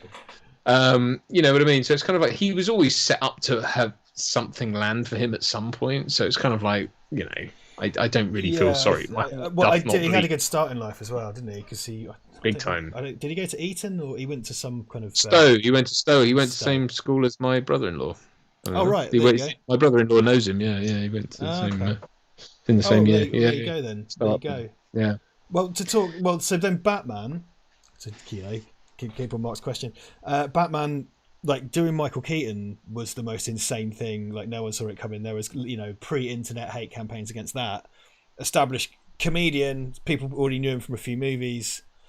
So, there wasn't an unknown there. So I think getting someone established then becomes the Batman thing. And also that series of films had Val Kilmer, George Clooney in Yeah. particular. It's just kind of like he was the big thing on TV at the time, and he just got into movies, so he could cast that. Christian Bale had done plenty. Christian Bale goes all the way back to Spielberg and the all that, and American Psycho. I think there was a lot of that as well. As like, they've got American Psycho as Batman, which is clever because it's kind of subverting that kind of it works, kind of image. Yeah, it definitely works. But So, he was also of the lucky thing with him was he was very established, but he was also of an age that worked. So they didn't have to go to an unknown. I get the feeling they might have gone to an unknown with that, because Nolan was very much in the mold of let's follow the Donna Superman thing of cast well-known actors around it just so happened that I don't think Christian Bale was particularly an unknown, but I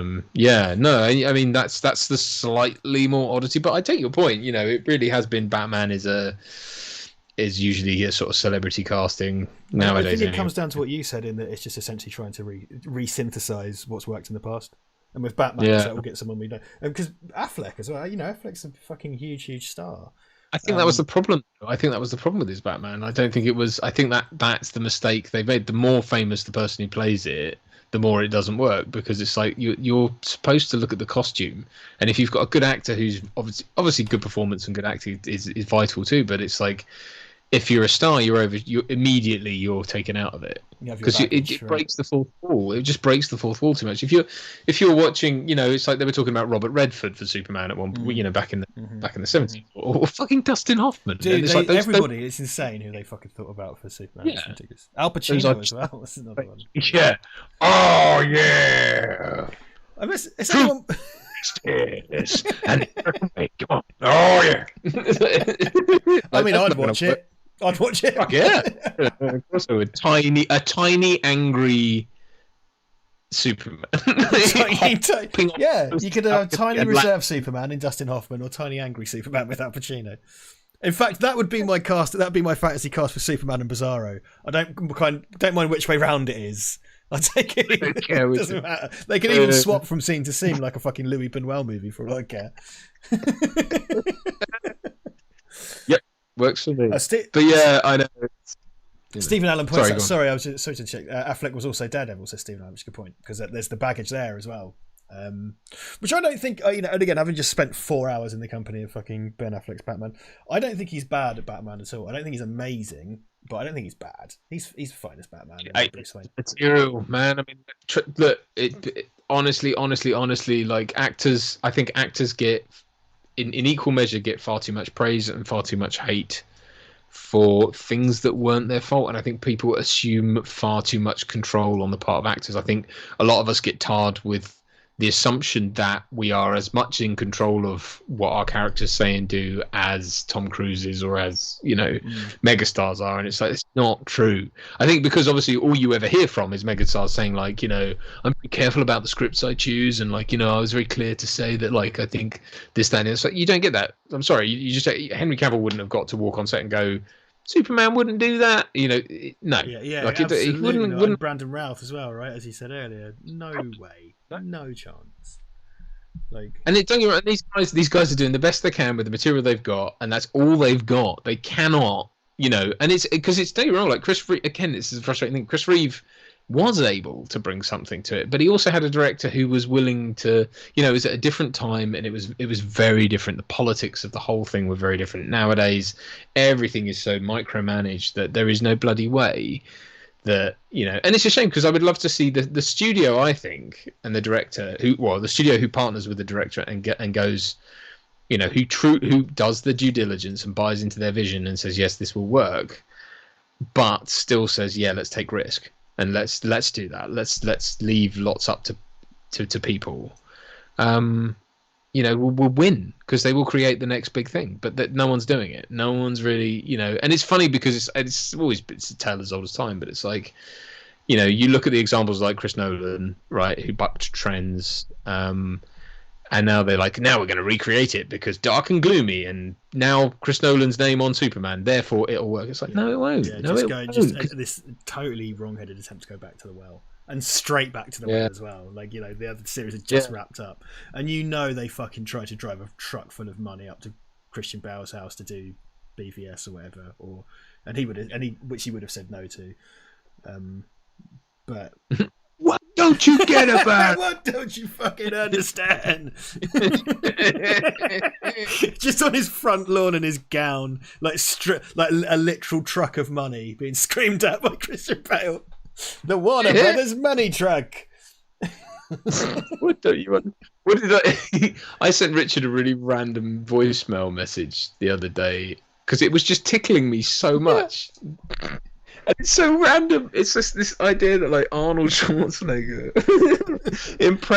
I think it was for Dark Fate, wasn't it? It was going like, this time when we meet Terminator, it's going like, and then here Terminator, he's a family man, and it's Terminator. And it's like, why are you talking about him like his name is Terminator? Like, what don't you understand? Like, you've been there since day one, and you think his name is Terminator Jefferson or something. Terminator Jefferson. America's greatest president, Terminator Jefferson. Terminator Jefferson. He's on Mount Rushmore with half his face cut off. It's like, what? I was like, why do you think... Why are you referring to that as his name? It's not his name, man, isn't he? God love him, we love him, but what an odd man I'm sure Schwarzenegger is. Yeah. James Morgan dropped in $4.99 with no comment. Thank you very much, James. Dark Moonlight Entertainment drops $2 and says Nick Cage would have been a great Superman, maybe. He did the voice of Superman in the Teen Titans Go movie, which was kind of a nice, and also seeing him do the Spider-Verse was very funny. Yeah, because the thing is with the Tim Burton Superman is exactly what you just described. Well, we just described to this. It's the same thing. It's kind of like, I'll get the same guy back and do the same shit again, because that works. And he's got a silly t-shirt and wacky hair. Also giant spiders. It's just like, no, can we? It's not. Can we just not? Yeah, I mean, that was one of those things where it's like, I think that just got to a point where it was like, we can no longer humor these delusions. No, it's like someone at some point had to pull the plug on that, and it's just like, I think you get the impression that like Tim Burton and everyone was just like, okay, like Kevin Smith obviously tells it pretty much how it is, and he's just like, I was like, all right, like I'll do that, but what the fuck, and it's just wrong-headed. Well, Tim Burton, what do you think of like comics? That's... What do you think of the suit in this, since we're looking at Superman for the first time? Give it pants. And also, a lot of it's down to colour timing, really. But again, it's a Superman suit for people who don't like Superman. Also, by the way, he looks like a psycho when he flies. He does this kind of like face, and it's like, you're Superman. Like, it's not a horrible chore. Like, you should be enjoying I'll this. give this, like, at this moment, I don't mind, because it's kind of like, I don't think it's that. I think he's just trying really hard, and it's like when it works. When he's in the air, yes, but when he's on the floor, he's kind of it's almost like fuck, I managed to do it, and I'm flying, whoop, whoop. But I don't like how it's covered, because it's like either right in his face, or it's in this sort of crazy, difficult to understand. The thing is, Duncan, it's got to be close, like inside a crashing plane, because showing an immortal flying alien has to be realistic. It's just like, dude, come on, like, give us... There are imagery in this where I kind of go, yeah, I like that, like him going through the mountain, just like because he lost, but that should be a learning moment for Superman, right? And it kind of is on his face, but it should be a seminal moment. It's like, shit, I lost control and I blew up a mountain, like. And it goes back to what you were saying earlier, right? About he has to be so careful and stuff. Yeah. It's like, whoops, I fell out the sky and blew up a mountain. Okay. Right, and he does it. It does sort of play here visually. He kind of he looks at the sun and just takes a breath, takes a moment. Because think of it, this is all allegorically. I've always said this about him. It's like when people complain about how he's too powerful. It's like, no, this is about saying to young boys, like, as you become a man, you will be powerful in the sense of like you're going to be stronger than certain people, or you're gonna have strength, and you're gonna have situations where you're stronger than someone, and you could, because you decide to, beat them up or just overpower them. And it's like, but actually, exercise. Why don't you be an inspiration? If you want to see change, don't force it. Inspire it. That's the point, right? Yeah, use your power for good. Like you're going to get this kind of strength, and you need to use it well. It's more powerful to inspire because you will get more people on side than trying to force them, right? So it's like, that's sort of the lesson of Superman. Whereas like, I don't know that we get that. I mean, we sort of get moments of it. Like I think there was a nice moment where he was like, shit, I blew up a mountain, breathe, take a minute, okay, but then it's sort of, I just don't like this flying stuff. It's like it's like because it's realistic. It's the realistic. A lot of it. I think is Superman for people who don't like Superman. Seems to be visually, yeah. I saw someone just mentioned in the chat. Sorry, and I saw this in the news, but I didn't really click through. But apparently Snyder did want the pants, and that didn't come from him. So that was like a studio edict, and there's a war on pants. He did say, I think there was a thing. Yeah, he was like, look, I tried it. I tried so many ways in the costume test. We tried to get the pants in, but they just weren't having it. And I'm like, it's an alien suit. I mean, it might as well. My whole suit in this was like, do the no pants, do the big alien, do all the extra detail that I don't like, and the cuffs and all that. I don't like it, but do it with the idea that it gets destroyed at the end in the fight with Zod. And then someone, right, the end of this, for me anyway, should have been either his mum or someone makes him a suit. And it looks like the classic suit. It's just a material classic suit. And it's like, now he's wearing what humans thought he was wearing in the first place.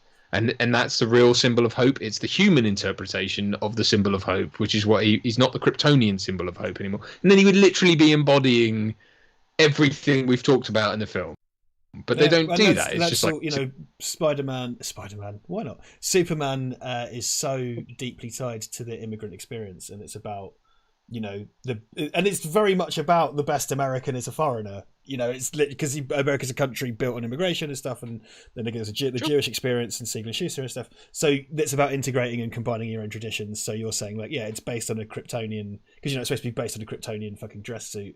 But you're saying like it's reinterpreted through human eyes, and it's integration into a different foreign society, right? And it's a nice version. Well, and also a lot of this is about him embracing his humanity and choosing humanity over Kryptonian stuff. I'm not a position I would necessarily put him in, but one that he is in. So it's like, well, wouldn't the nice thing be that it's like his suit got destroyed, but hey, here's another one made by humans, probably Martha, but like if not her, someone. I always thought that was they were missing a beat there. I was like, and then you can put the trunks on him. You can have your cake and eat it too. But nope, and then black suit drowning in a pile of skulls. Yeah, I know, right? It's just like going over. Yeah. Exactly. Who was it? Sorry, it's Sam Montgomery. Hello, Sam. As usual. What do you guys think of Hans Zimmer's music of the film? I really like it. I think it's a great one. The Superman theme. I agree.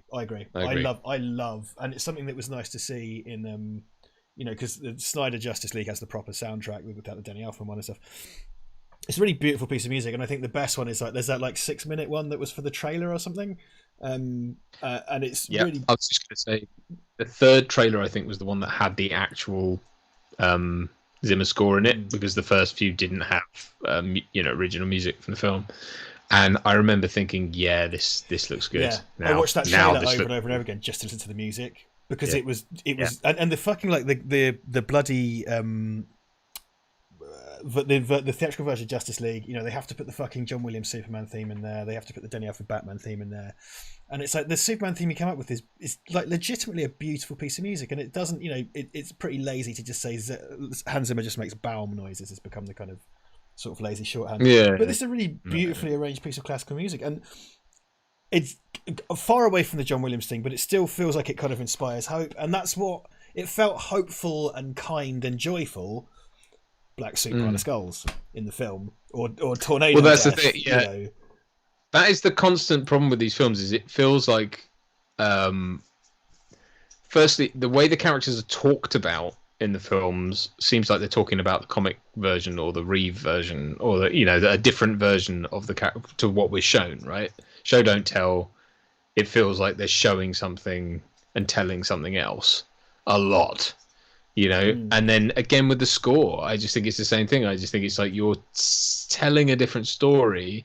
They get away with it in this but only just. And it's like, dude, like, I mean, I totally agree. I do think, it's telling, because Danny Elfman was interviewed, wasn't he? And he said like about the Batman theme. He said Batman's only had one theme, and the interviewer goes, "Your theme," and he goes, "Yeah." And it's like, dude, so you've just thrown your middle finger up at Hans Zimmer, who came before you.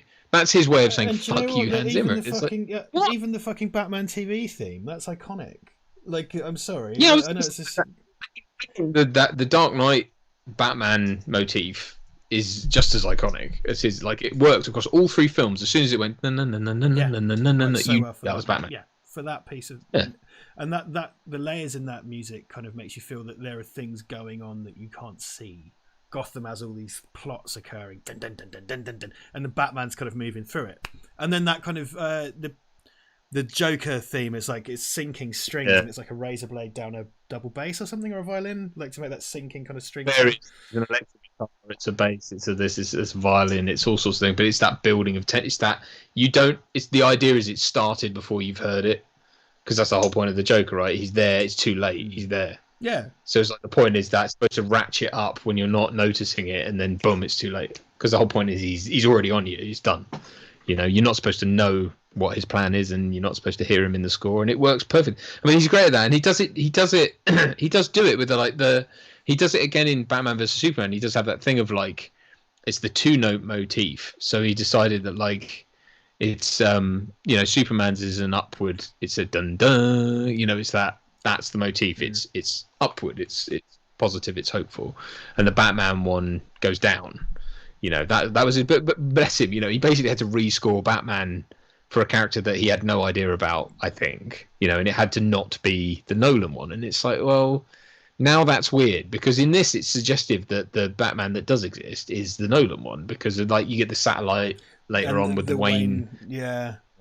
Because I think I think they were still playing their hand there. I think they were hoping that they would get Christian Bale, which wouldn't have made any sense. It would be so horrible to retrofit this into the Dark Knight universe. It's just like no. They stuck to their guns with, you know. I will say, so I haven't really talked about. Well, we haven't really talked about the cast, and the fantastic cast. Like, firstly, Amy Adams is someone that I like in pretty much anything she's in. Can I just say, sorry, that was a LexCorp truck that went. There's he a just few jumped LexCorp off. trucks in this, right? Like in the end sequence as well. Yeah. So sorry, mate. No, you carry on. Yeah, no, Amy Adams. Fantastic. Yeah, she's great. I think she's a really good, like in Arrival and American Hustle and loads. She's really good, and she brings this lovely. Her and Henry Cavill have real chemistry, I think, and she brings a kind of lovely sort of warmth and intelligence to Lois Lane, which I think is really important. Diane Lane, great. Kevin Costner, great. Morpheus, I can't remember anyone's name.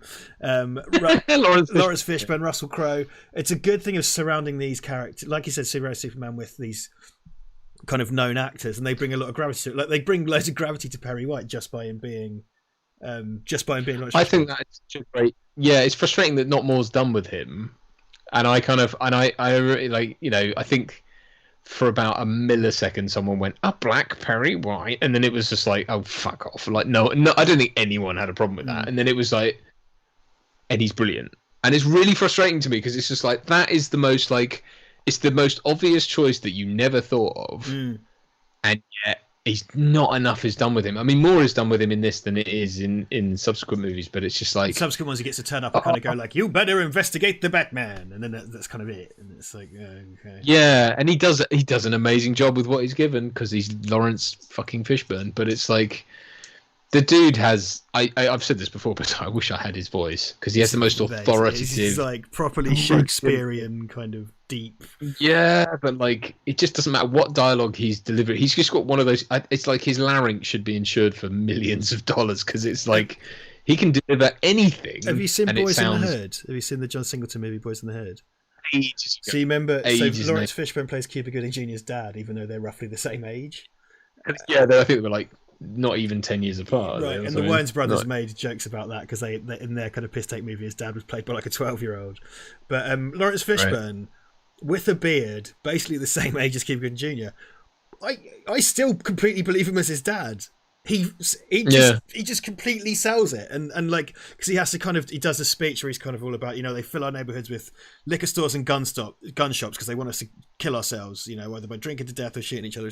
And he just gives this because you know it's all about kind of death in a tough neighborhood and stuff, and you totally believe it, and it's like his whole career is founded on being wiser than his years. I mean, Apocalypse Now, man, like he snuck onto that 14 or 15 or something, and something crazy like that. I think he was 16, right, and he was supposed to be 18, or something. But it was just like he lied about his age, and people bought it because he's Lawrence fucking Fishburne. Yeah, It was quite sweet. He's one of the greatest actors, I think. You know, he really is up there as far as and I just wish more he could do more.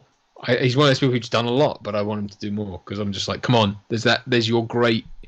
He was great in that film with that three-hander with Bryan Cranston and who was the other guy?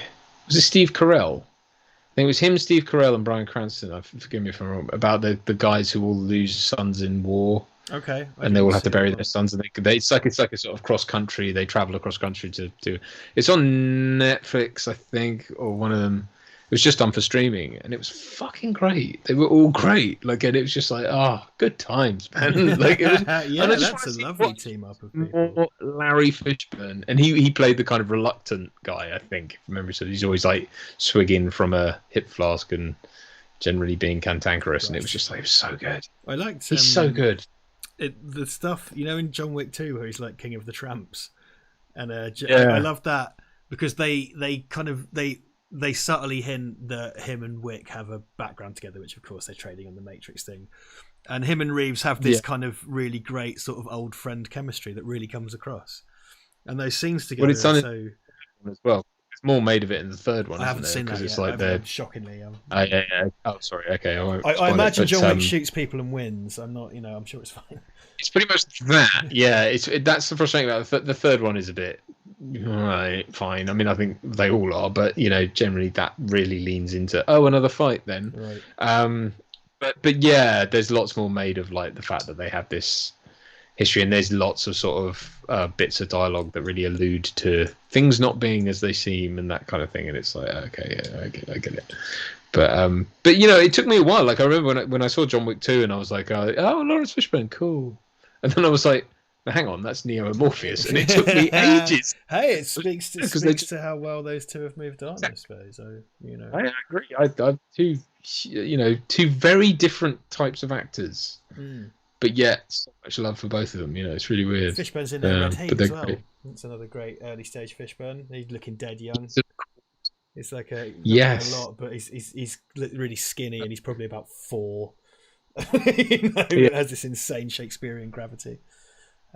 Yeah, I do quite like this stuff of.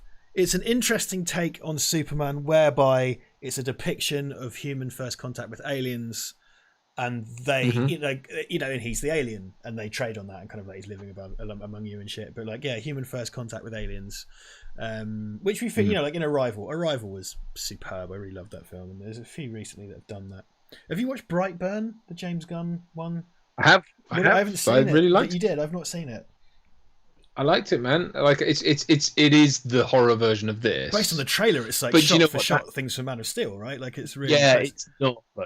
Okay. It isn't. I mean, it has the aesthetic and the color palette, but it sort of trades on that for the first 10 minutes, and then it goes into its own thing. And actually, it is thematically, it's the version. I tell you what it is. The version of Clark in this that's hidden in the cupboard that lights up the knob. It's that guy, right? That's where it sort of parts ways, and I think goes and does its own thing, and I think quite sort of, I think it holds its own. I think it sort of has integrity as what it lays its stall out as, and it could have gimmickily lent into that far too much, and it actually doesn't, and it's worth a watch. I would say it's worth a watch. It's not it's not going to blow your skirt up, but it's worth a watch. It's definitely worth a watch. Okay. I thought it was good. Well, I think that going back to the boy. But then I thought this was good. So what the fuck was that? When I watched it, when I watched it, I really wanted to like this. And when I watched it, and keeping in mind I was very cynical about it because of Watchmen, but I did want to like it because of everything I'd seen. And it was only at the end when he killed Zod, I was kind of like, no, this isn't for me. And not because he killed Zod, because his killing Zod then tied up everything I'd seen, and all the grim dourness was like, well, that's what this is. This is that to the bone. So I do not like it. It just, I take that point because I sort of that just clarifies and solidifies that that's the choice they're making. Yes, exactly. Everything, all their choices are informed by that in reverse. They decided they were going to do that. And there's no amount of like, oh, Superman's shoelaces are untied. No, someone wrote it like that. That'd be mental. Don't be mental. Yeah, here comes the bit. So yeah, see, this, I remember this bit. This is one flashback too many. It's like a bully wants to beat him up. It's like, look, I get it. He restrains himself. He's reading as a kid, Plato because he's clever, like Zack Snyder. Yeah. I I know, like and it's just books. yeah, exactly. He's reading books and a bully just, and again, it's that sort of like people aren't like that. Yeah, Do you know what I yeah. mean? You could make again, it's 1 degree away from making a really good point, which is like the bully's like, why are you different? You know, it's like why are you different? Or like if you made out that like I guess it's because well, now in fairness to it, it's I guess he saved a busload of kids, Mm, and now the guy's like picking on him because he's like you're Wellard, fuck you, why aren't you fighting back? mm. You know, I should be the guy who gets to take you down. Because the thing, like you You know said, what I mean? It's like crushing the pole. It's more. All these things hint to like a sort of anger in Superman. That shouldn't really be there. They should be angry, and vengeful. I get the point that like they're making is like he is. And because what this is leading to is like I can do something, I can help. It's like that's the problem though. It's like don't make his frustration. I can help people, and his dad says no, don't help people. His frustration should be, oh, I could rip that guy apart, like he's a fucking piece of shit. And his dad should be like, no, no, no, no. Like this is the moment for him to be angry, and for his dad to be like, calm down. But instead, he says, "Don't help anyone." Yeah, and it's like what you're the making the fuck? conflict the wrong thing. Like don't make him out to be intrinsically good, and then his Kansas dad teaches him not to be. Or not that he teaches Yeah. him. He doesn't say to him be bad, but it's like, and I get his point. It's like, look, if you come out now, everyone's gonna fucking want a piece of you. You're not gonna be able to live a normal life. Like, do you want a normal life? You don't even know if you want a normal life because you're a fucking kid. Like, And what even would that just be? And wait. That's the point, and I get it. And it's not an invalid point of view. It's not a wrong place to put Jonathan Kent because I do think that is a concern he would have, and that's fine. But it's like say it a bit more explicitly. Don't just be like, I'm ambiguously, confused, and maybe don't help those people, or sorry, maybe can do. we just talk about the camera placements of filmmaking of the visionary director Zack Snyder? So you see what's happening here, and you might not have noticed this, so please look again or perhaps rewind it. But the character of Superman is in front of what they have called a stained glass window in a church, which often depicts scenes from the Bible. And there's a picture of Jesus, who's a famous Bible man. And also behind the priest, there's a cross because Jesus tripped on a cross and died. And they're saying he's like Jesus. Now, I can say that because I've got a film studies degree and it took me years to learn how symbolism like that works. Like this shot of him floating in front of the army. And it is a curious thing to sort of do because it's not really been done before. It's like the first time Superman kind of gets outed, it's because someone's looking for and it's like it's almost a hostage situation. It's like I have to give myself up. But then why would he turn up in regalia? That's the only thing. It's like why turn up in turn up for that? Well, this is the Clark Kent because that's another thing actually as well, isn't it? They kind of avoid, like you don't get Clark Kent till the end of the movie really because like I've got glasses on because they're kind of one and the same up to a point. It's kind of nice, like because he puts the cuffs on for their peace of mind, doesn't he? He does it out of politeness, like he can fart them off, and he does. He just kind of goes glank and sort of takes them off. Yeah, I just like the bit where he just goes like, "Let's put our cars on the table," and just stands up, and it's not even like he breaks them. He just sort of stands up and puts his hands down. It's like whoa, and because he looks through the glass, doesn't he? And he uses X-ray vision and stuff like that, and I don't mind it. And again, it's a lot, many props to Cavill, and I do think that even the writing in these moments is quite well done. Again, the chemistry between these two is really good. I think this scene, I think there's but again warmth to it. This is a thing of like in the Dark Knight, the Batman and the Joker had a really poignant scene in a interrogation room. So we're going to put Superman and Lois in an interrogation room, and it's like that's what it feels like to me. I guess because it's not far off. Like Dark Knight Rises was the year before, so it's sort of coming off that imagery in a massive way. That's just like and you look at his suit and it just looks dirty and dark. Like especially there, it looks black. I think this is my problem with this. It's endemically dour. Like even Kansas is blue and it's always you can't really these days you kind of can have it. You can't really have it, but it's always cloudy skies. It's always grey. It's always dark. The colour's always washed out, and it's so concerned with wallowing in imagery of death. So much death in it, and it's like it's a Superman. Like the end bit with all the buildings and stuff, and people get all pissed off about civilian casualties and stuff. Blah, blah, blah. But it's like because it not only is it constant dour reminders of a real life tragedy, but it seems to show such a disregard for human life. And it's like, again, like if there is, there's an argument to be made for a movie and whatever, but like this ain't it. Don't do it with Superman. I think I've just remembered that we missed a super chat. Mark Flanagan. Did we? I'm just going to check. Hold on. Nick Cage would be great. But Mark Flanagan sent another, I think. Yeah. Okay. Sorry. Mark Flanagan, $5. Very sorry, Mark. Looping back to Scorsese, might it be that Nolan and Snyder are trying to make thematic statements through their superheroes while Marvel makes spectacles? I think that certainly Warner Brothers' approach appears to be more kind of auteur-led. Whether or not that's paid off is debatable. Whereas Marvel, as I've said many times, I think they do hire interested people, less so now, but they're making I think the difference is they're making a huge, expensive TV show. Whereas I think DC tried to do that and it didn't work, and they're all about making films. Can I just say, because we're getting up to it, there's an image here that I think there are a few very flash frame, you have to pause it to get it, images in this that I think work really well. That's a nice one with all the tanks and stuff in the sort of Michael Bay parallel. That's a nice one. Yeah, and that's a nice one of him walking in, and the colours pop there on his suit. You know, there are times when they pop, especially the red really pops. They don't do the maroon thing of Superman Returns, but this bit here, the problem is Superman's so small in the background, but it's like the ship turning around blows his cape up, and for a second there's an image of Superman looking like Superman, like his cape goes poof, and he looks like, and he's just because he's taking an entire spaceship blast to the face as well, and it's just like, for some reason that looks really Superman-y. And there's bits later on, especially in the Smallville fight, where he's like, if you look at the frame, there's some really Superman poses and some really amazing looking stuff, but it's lost because it's kind of, and again, doesn't say anything about the character, but it's like, I like the line earlier. I was going to say, when he says, he gets up off he breaks his chains and kind of goes like, let's lay our cards on the table. Like, you don't control me, and you never will, but that doesn't mean I'm your enemy. And it's like that. That's again a good place to put Superman. It's he hasn't been there, but he hasn't had to say that to anyone before.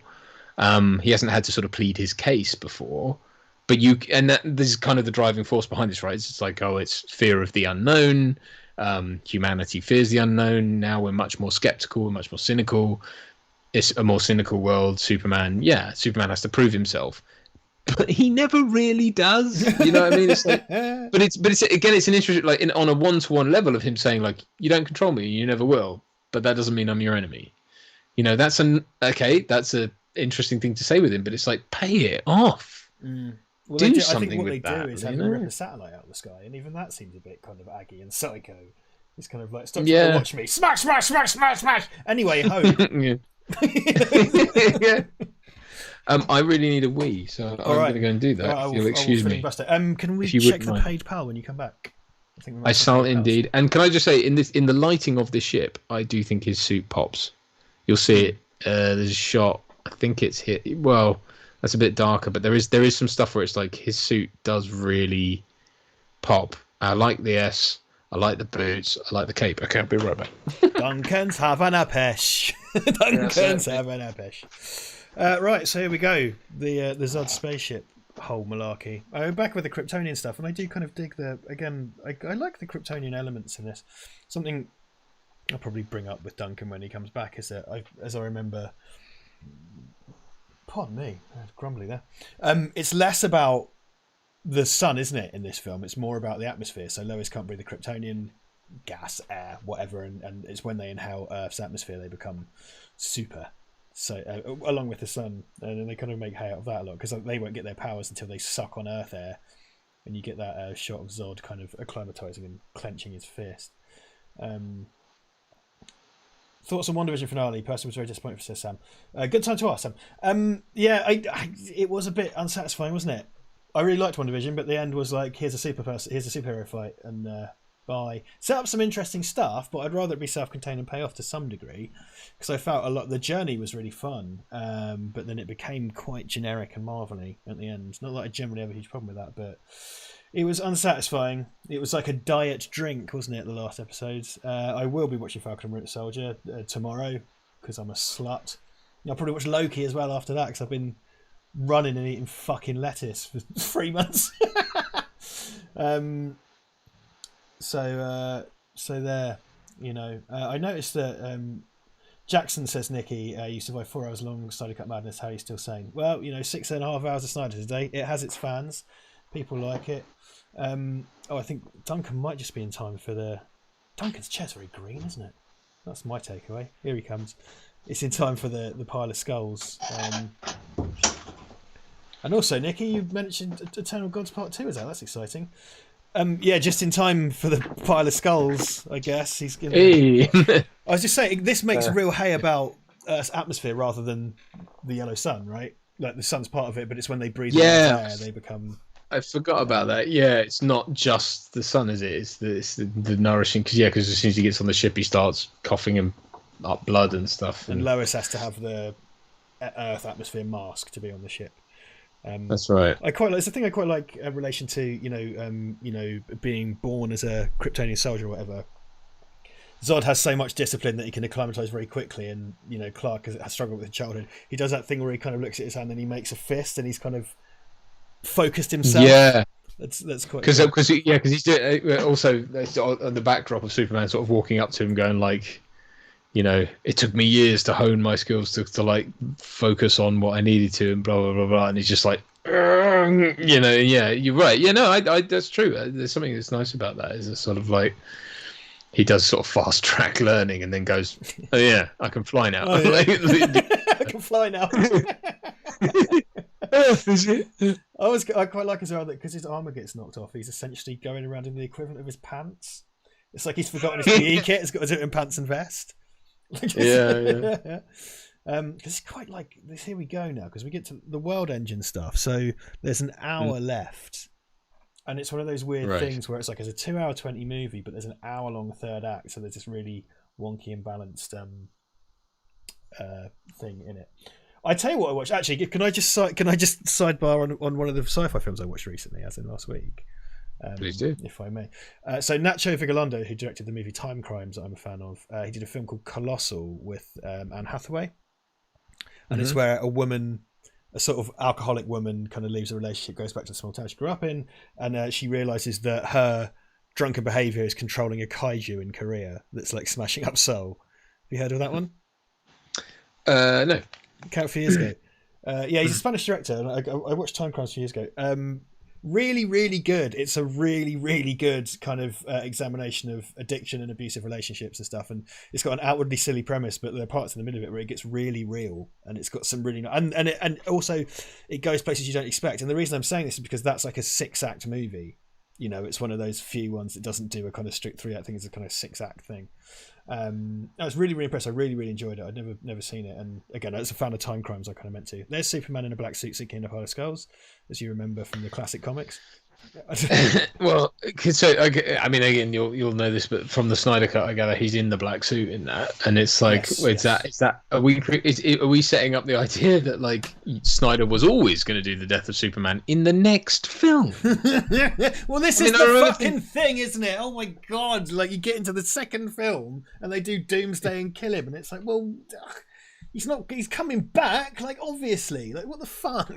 So again, technically in Batman vs Superman, they do the death and the resurrection, because it's like it ends on the stuff lifting off the coffin, doesn't it? Yes. And it's like, yes, so we know he's resurrected, and it's kind of like, well, apparently he said I think it was in a commentary or something. He was just like, that's not meant to mean anything. That's just meant to tease. And it's like, clearly it does. What? There's a gravity well in his grave. Like, what are you even talking about? Exactly. What do you mean? It's just meant to tease. It's like, tease what? I think I can give the most minor of minor spoilers for the Snyder Cut. So if you want to mute for 60 seconds, everybody, I'm going to give the most minor of minor spoilers. Most of it plays out the same. Remember the big Chernobyl land where they have their big final fight? Mm-hmm. That's where he wears the black suit. So he chooses to put on the black suit after he's been resurrected and got his memories back, and he just does the rest of it. So it's a kind of Death Return of Superman thing, but he just chooses to put on the black suit, and he's in the black suit. That's kind of it. So I wonder what I don't know if on set he was wearing a green ping pong ball suit or whatever, because a lot of the same footage appears to be the same footage. He's in the blue one in the end of. Snyder said they color timed this. Well, no, not they color timed it. They designed the suit for Justice League so you could, because basically Warner Brothers didn't want him to wear the black suit. So what Snyder did, and I think it adds up now in the Joss Whedon cut that it looks really weird because it's got those silver bits on it and stuff. He said they built it so that he could make it black. They did it with the colours on, but he said, and he could just change it to black if he wanted to. Yeah. Okay. That's what he said. So he said that's why in the Whedon cut it's all coloured, and in his version it's black because he was like, I just made it black. Right. Okay. Well, yeah. So that's how it goes down. So I thought, to be honest, man, again, no more spoilers for Snyder Cut, but I thought from what we've been told, it was going to be so substantially different, and for a film that's twice as long as the theatrical cut, is basically the same. Like, it's just like, okay, fine. But anyway, it's a discussion. I'll let everybody have seen that before I talk about it in any kind of. I will try and watch it in this weekend. Whether or not I get through it in its entirety, I don't know. But so long and. It was a long 4 hours. I mean, it wasn't that bad, but it's 4 fucking hours, man. It's like, god damn it. Like, Jesus 4 Christ. fucking hours, mate. 4 fucking hours. Here's Otto. My son's movie's 4 hours long. Yeah, mate. You fucking scrotum. You fucking bogan scrotum.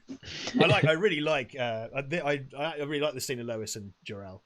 And Jor-El doing his Jedi computer powers. He's fantastic as Jor-El, and I think these two work together well. And you can't deny for Beyond the Grave. Can't deny the Crow, man. Like, whatever you think of him personally, I mean, he gives a fuck. He's one of those people, a bit like Mel Gibson. It's like you can be as don't get me wrong, don't be a dick, but like, and I don't think he is, but like, he's just you can't deny Russell Crowe, man. He's Russell Crowe. I think Russell Crowe's cool as shit, man. I saw it. Did you watch that Australian TV piece about his divorce auction?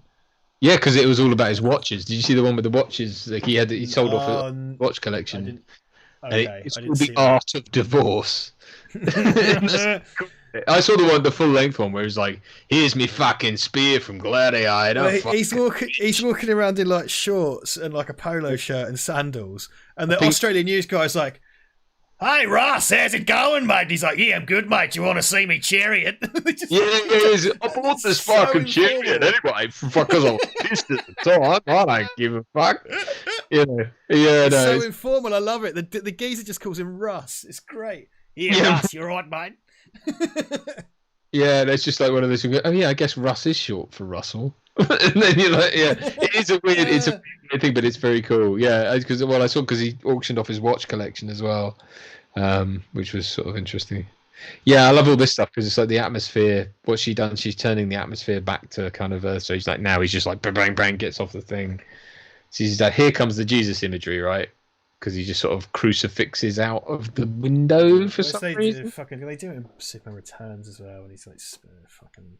I do like this. Yeah. So again, I'll take this imagery over the shriveled up nuked Superman in BVS for no reason other than it's just to shoehorn in Dark Knight stuff, isn't it? Yeah. It's just like, why is that there? Come on, it's just box ticking, that film. It just feels like we're hitting all the beats, and it's just like, why are you hitting the beats? But I do like this. And I like the way he sort of just goes and past. And I like the sort of rescue of Lois. There are some moments. There's at least, because I'm so conditioned now to sort of see Cavill Superman as just a sort of blue and red blur that streaks across the screen and then either kills or saves something. But it's kind of a loaded dice. I like the moments in this where he is kind of like saving people and he is doing stuff. There's a few moments in this of like real. Proper Supermanery, if you like. Right. Yes. Yeah. So yeah, like there he saves Lois, but again it sort of plays into the Randian thing of like, and much more in BVS. It's like Lois is his world, right? So it's just all he does is focus on Lois, and somehow that'll mean that he's the hero we all need. It's like that's I don't think so. Sorry, babes. Because obviously, I mean, again, don't get me wrong. Like the Chris Reeve version does that, like he faces no repercussions for turning back time so he can say. By the way, I meant to address. I was thinking of this earlier. There's this weird thing where, as good as they are, people hold up the Christopher Reeve version of Superman as somehow the gold standard, and it's like there was like 60 years of comics before that. Like it was it was on radio, television, serial. Like it was everything before it was a movie, and somehow that's like, oh no, Superman should behave as he did in these Christopher Reeve movies. So that's not really. That They're doesn't. flawed. I mean, they are undoubtedly flawed. Like they're not perfect, but Yeah, absolutely. I'm not dragging on those films at all. If you'd like to see me drag on those, no. I'm not dragging on those you movies. can't. They've been deleted now. PayPal. PayPal. Very good. We got PayPal. Annalise Moskland, our friend, confidant, because that seems like a thing you say after friend, says sends us 5 UK of Her Majesty's finest pounds. It says, "Hey guys, super late to the party this week. But glad to see you're back. Hope you had a restful break. Side note: PayPal changed its system, so I have to tip in dollars, thus $7.28. Interesting, because it's come through as £5. Yeah, she's put in $7.28, right? And it's come to us as $728, and it's come to us. Anyway, thank you very much. Thank you very much, Annalise. Much appreciated. And then, ow, my neck. Mark Johnston sent us £4.45. Again, I'm assuming you sent us £5 and got done for £55. Yeah, I think that'd be why. Right. You see, indeed, because I have his address here now, which I won't read out.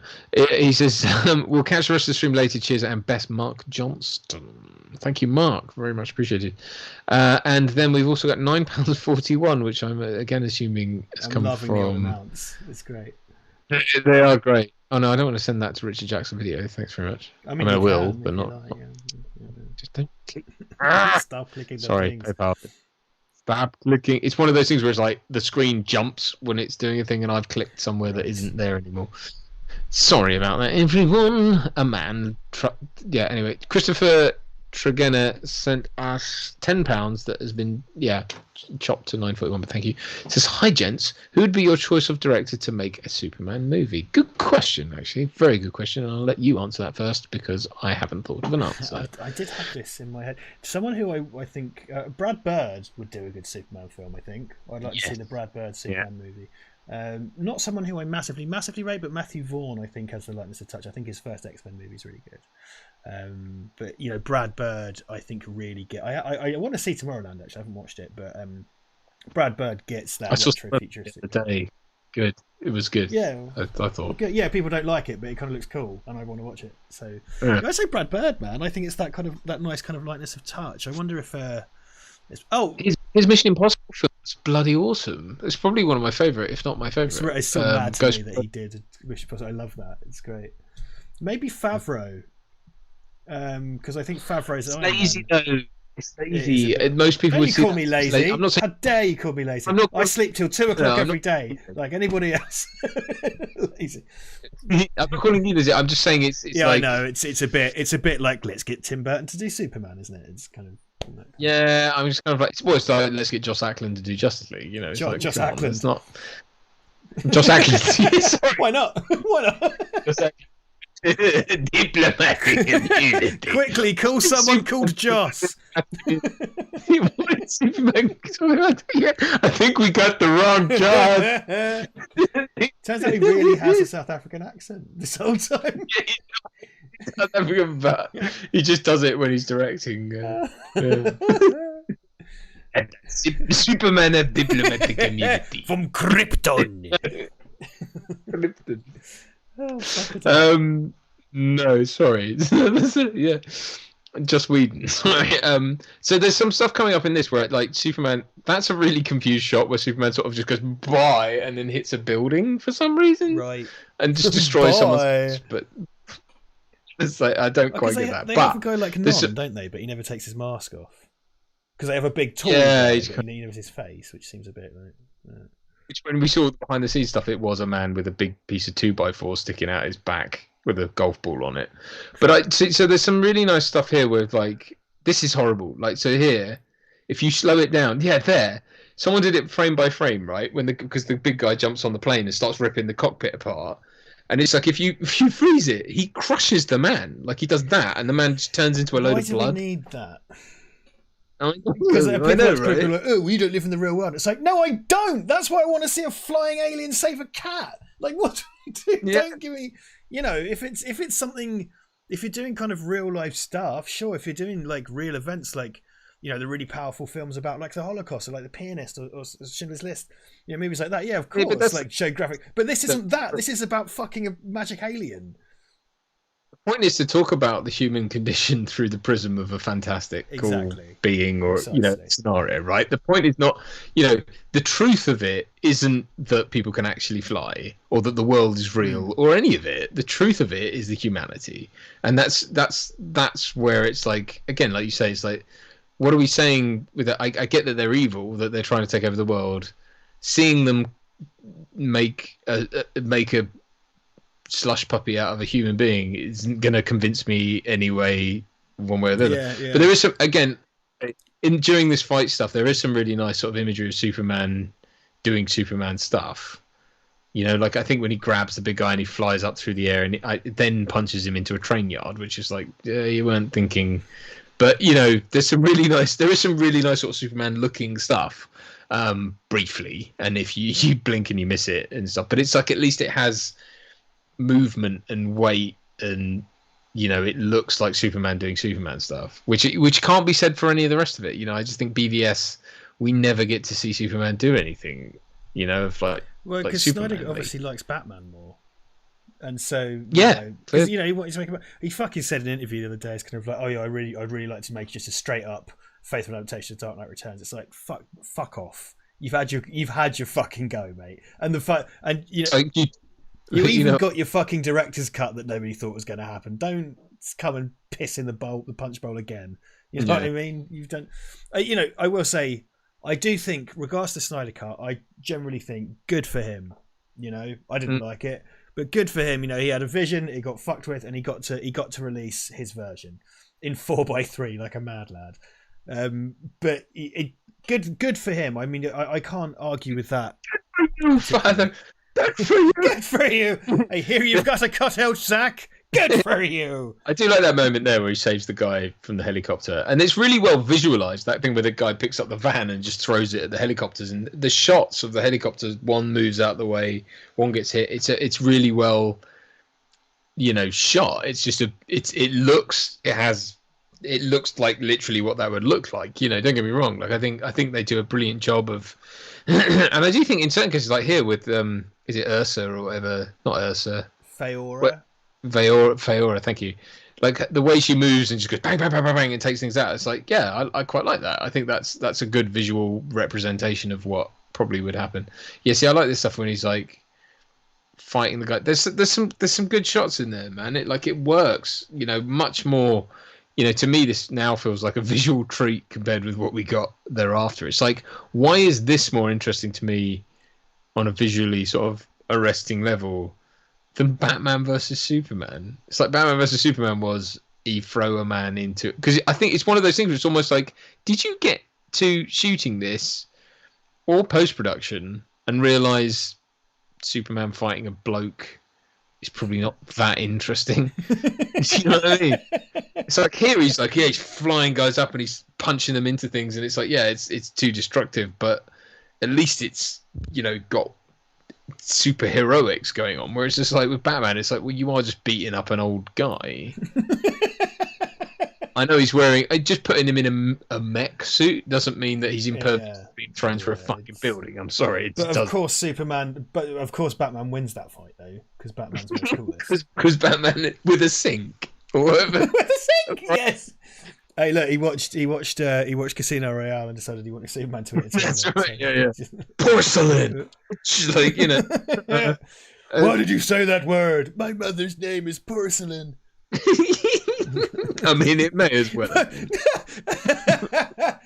Armitage Shanks. Why did you say that name? Save Armitage Shanks. Family has shares in there. Or something. Of course we managed to bring it back around to toilets. Yeah. Oh, God. Anyway, this is the thing. Is one of the things I found egregious about BVS was because BVS was pretty nonsensical and it was badly edited and stuff. I know we got the ultimate cut, but the bottom line is, you pay to go see a movie on a Friday night. It's not my job to fucking go and pay for another version because you fucked up, because that was so jarringly edited. There's whole bits of it didn't make sense. This film, whether you like it or not, is a consistently made film that has internal logic and it does make sense. Yeah, I'm never confused. Like BVS is like confusing. Justice League recut was confusing, messy. This is a consistent movie. Like you can't fault it you can't fault it for delivering the bare minimum of a film. Which I'm not saying it does.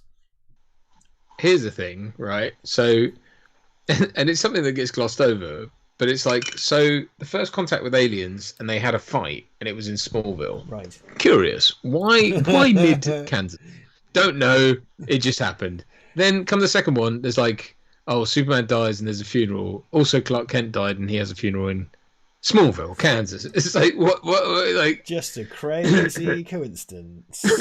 Yeah. Kansas. I'm in Kansas. Shot 6 times. New York City. Legs for days.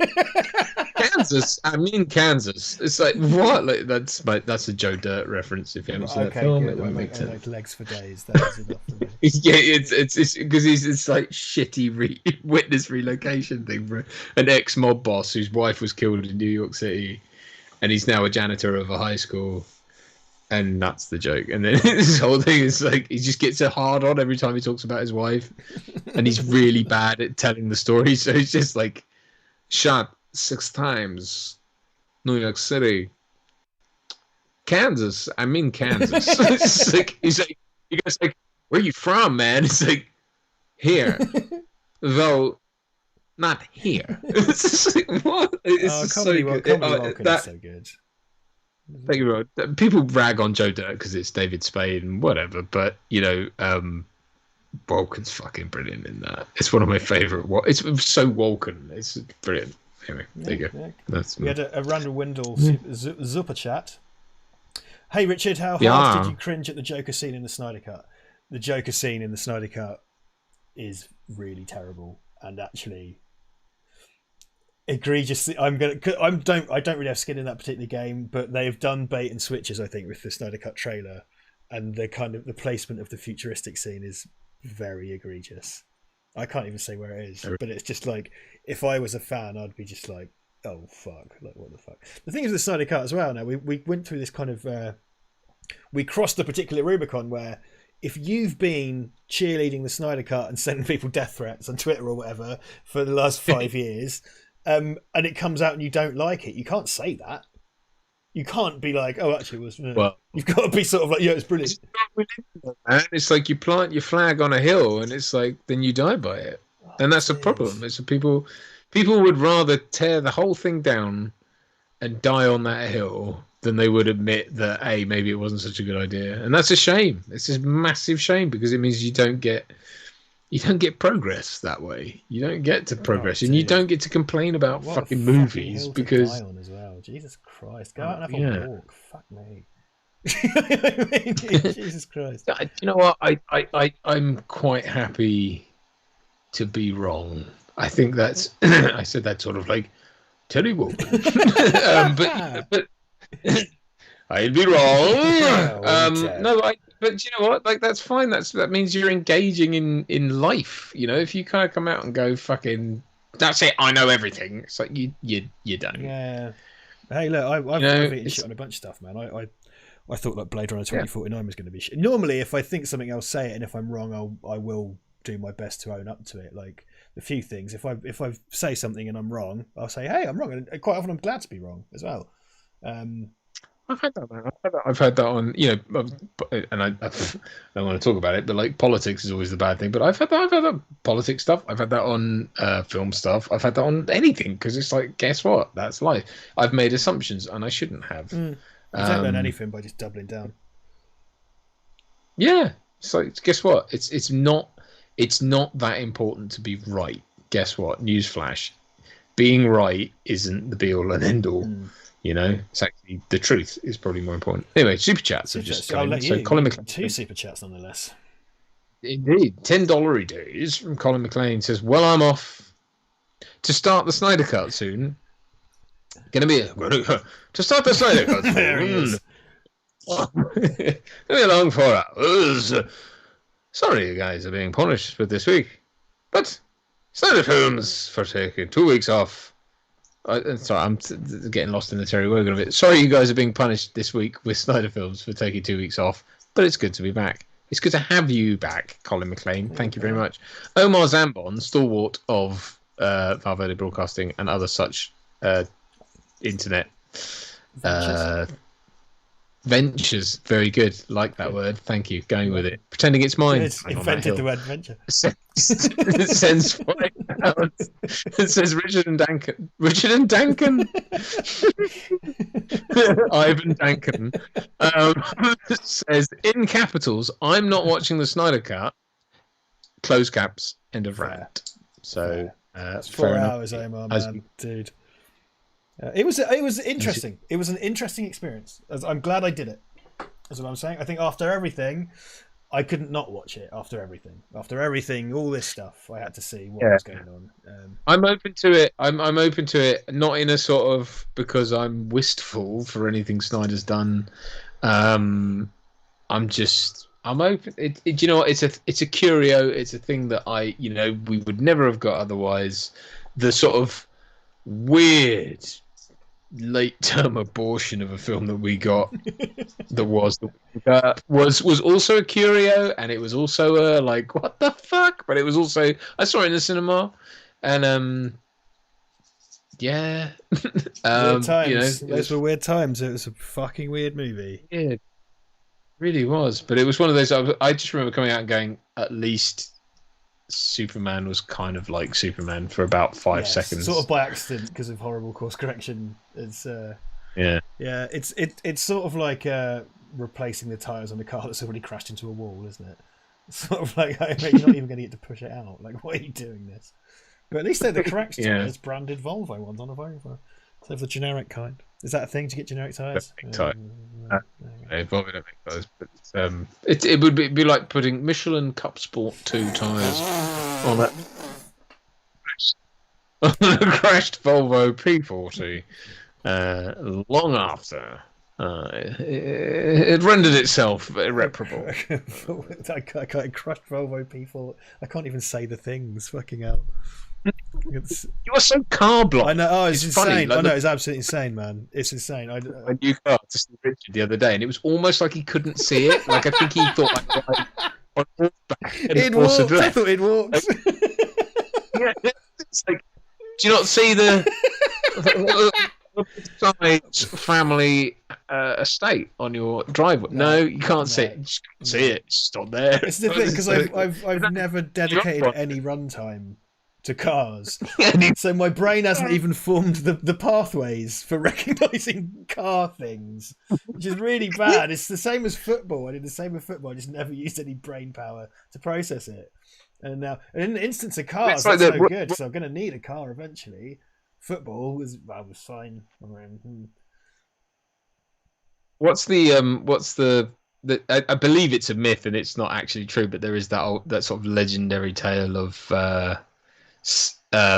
wasn't it natives somewhere couldn't see the ships on the horizon because their reticular activating system didn't know about the possibility of maritime travel, and therefore the invading armies, they just didn't see them because they didn't believe it was possible for people to travel, something like that. I mean, I've heard, because I remember getting told this in, like, we had a slightly kind of flaky teacher who told us a version of this in A-level psychology, and it wasn't tied to anything that was written in a book that we were reading. But she said that there was, certain kind of communities that lived in dense forestation that, kind of untouched by the first world, where they lived inside dense forests and never left. So their concept of kind of depth was really lacking. So if you took them out and showed them a big animal on the distance, they would think it was a very small animal, because they didn't have any concept of that level of distance. Everything their entire lives had been a few meters in front of them. And I see your, the point that people are making is that, like, if you don't believe something is possible, it's not. And there's some truth to that, but I do think the whole idea that someone couldn't see a physical thing because they didn't believe it was possible is a little flawed. Because it's like, you see those, there's those pictures and those videos of uncontacted tribes pointing and aiming bows and arrows at observing aircraft, right? And it's like, well, they can see that, so You know, it's not like like airplanes don't exist when you're a baby because you've never been in a plane. I mean, it's not that they don't Well, exist, but I like think for you a lot that of you're it's subject. about I think neurological development. I think there are things Yeah. your brain is a muscle and you don't use certain things. I Well, mean, 'cause I will say importantly, the teacher who told us this was a bit of a weird flake, and I genuinely remember this is probably about 2001. She came to class, and at the end of class, she used to hang out and chat. She's kind of like, yeah, I had like this email from like this guy in Nigeria who's like a prince, and apparently he's got loads of money. He just needs to think about it. I'm not making that up, and that was less a thing you heard less then. But I remember even then being like, that's one of those. I didn't say anything. I was just like, you're totally fake. Well, yeah, I mean, there is some truth to this, like because your reticular activating system is designed to filter out unnecessary information, because obviously if you took in everything that was coming at you through your senses, you wouldn't be, and then had to consciously choose what to do with every single one of them, and consciously choose to breathe and sit down, and you just would fall over. There's no. I get what that means, but it's like, yeah, I don't know. I mean, I don't know, but it's that it's I would quite like to see a proper study of that instead of hearing it secondhand from a flake 20 years ago. But I'd quite like to see, because there are certain things. Again, kind of tribes that live away from kind of the first world and whatever, their perceptions are different and everything. So I don't know. It's fascinating. This is really fucking.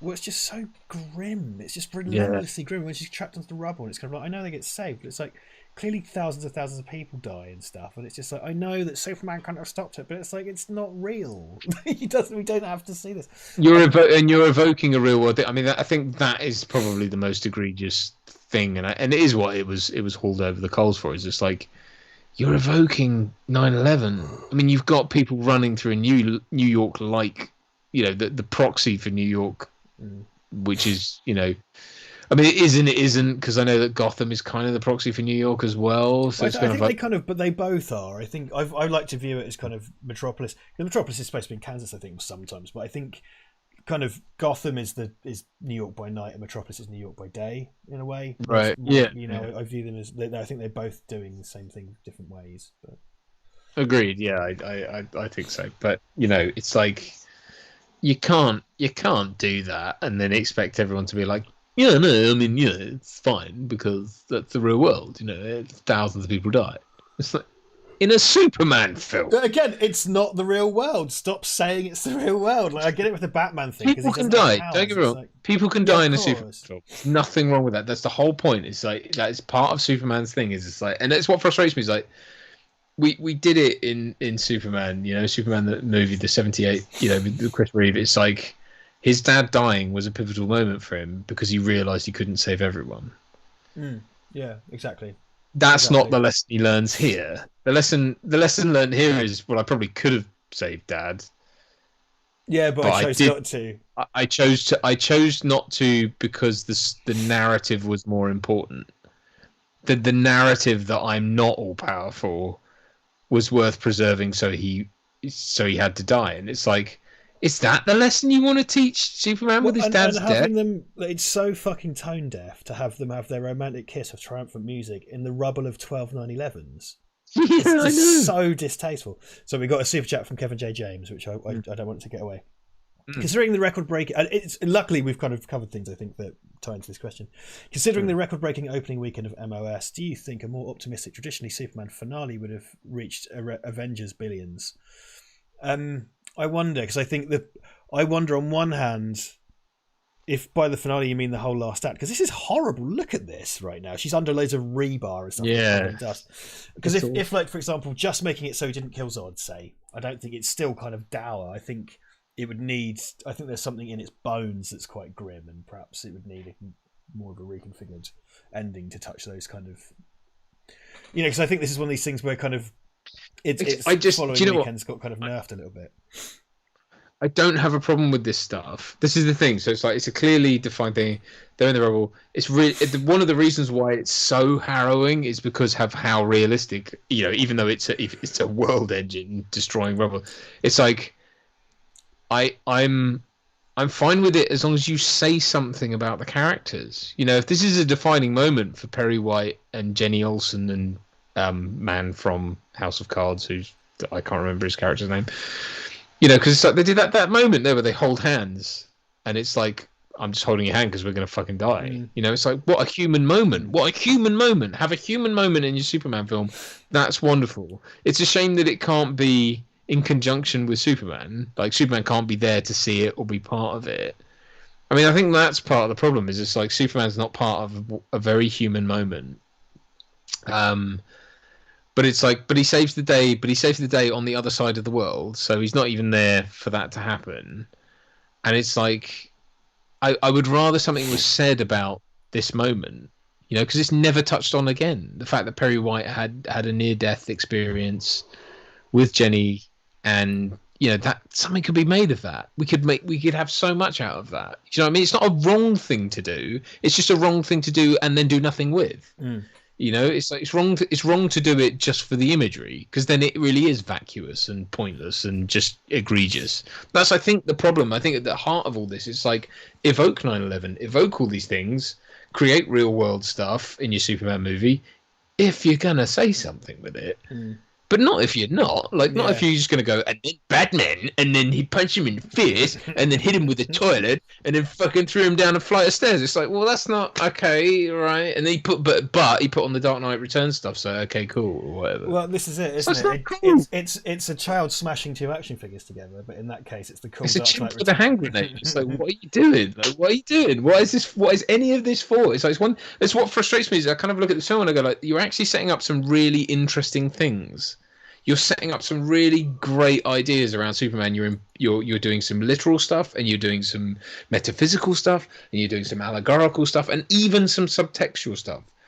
But you pay fuck all of it off because you don't, like, you know what I mean? It's like none of it lands because you don't. It's just kind of a bit juvenile because it doesn't. Yeah, but look, if one thing I've learned from this Snyder Cut is that I can relate. Zack Snyder to Garth Marenghi when Garth Marenghi says, "I know writers who use subtext and they're all cowards." It's very much like you know, you can't even call it subtext. It gets worse. This is a bit of a more nuanced one, but the ones that come after, it's like, that's just text. It's not text. Yeah. It's just text. You can't even subtext. Text. Yeah. He likes American things. He likes it.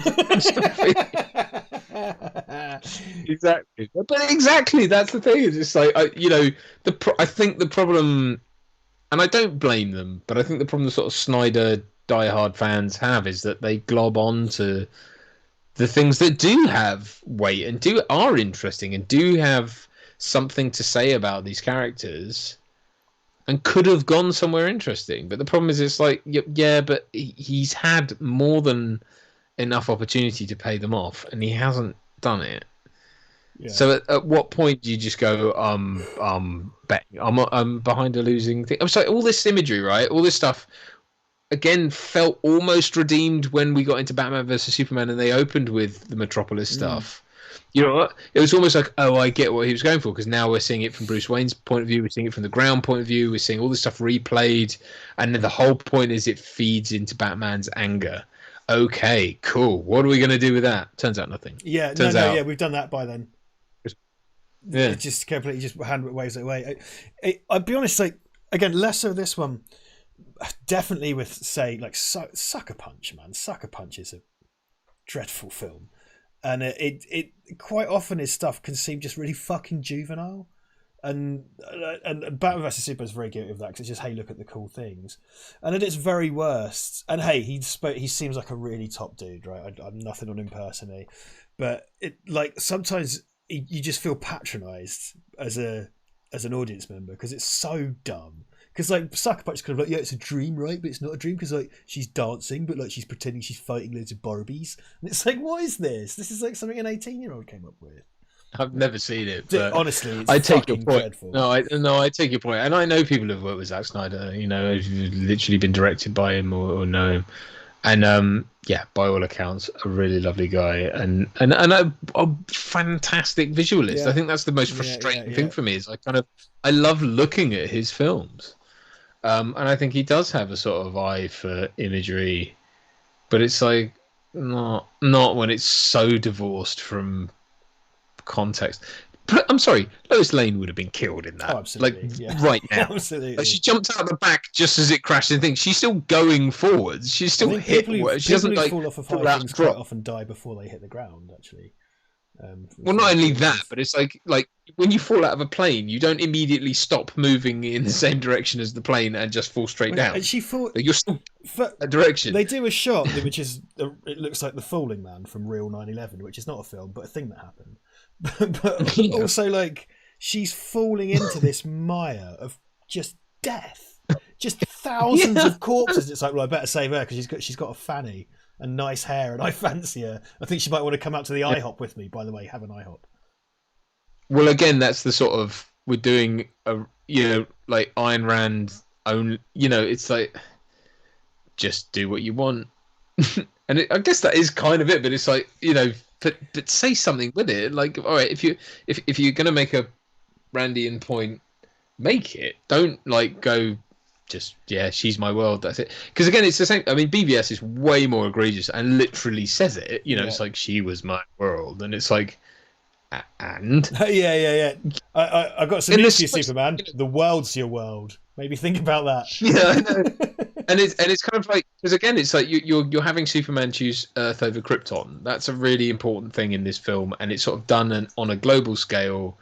Yet it's like the saving of Lois has no consequence, right? There's no, and I love this moment. See, what's frustrating is like you said, they kiss in the rubble of 12 9/11s, but then and it's ridiculously convenient that Zod has also crashed right next to them, right? And he's just on his knees, and it is very like, oh, we're on a soundstage now, but I do like the thing of like Zod is this little wreck, and he's holding just dust in his hand, and it's like.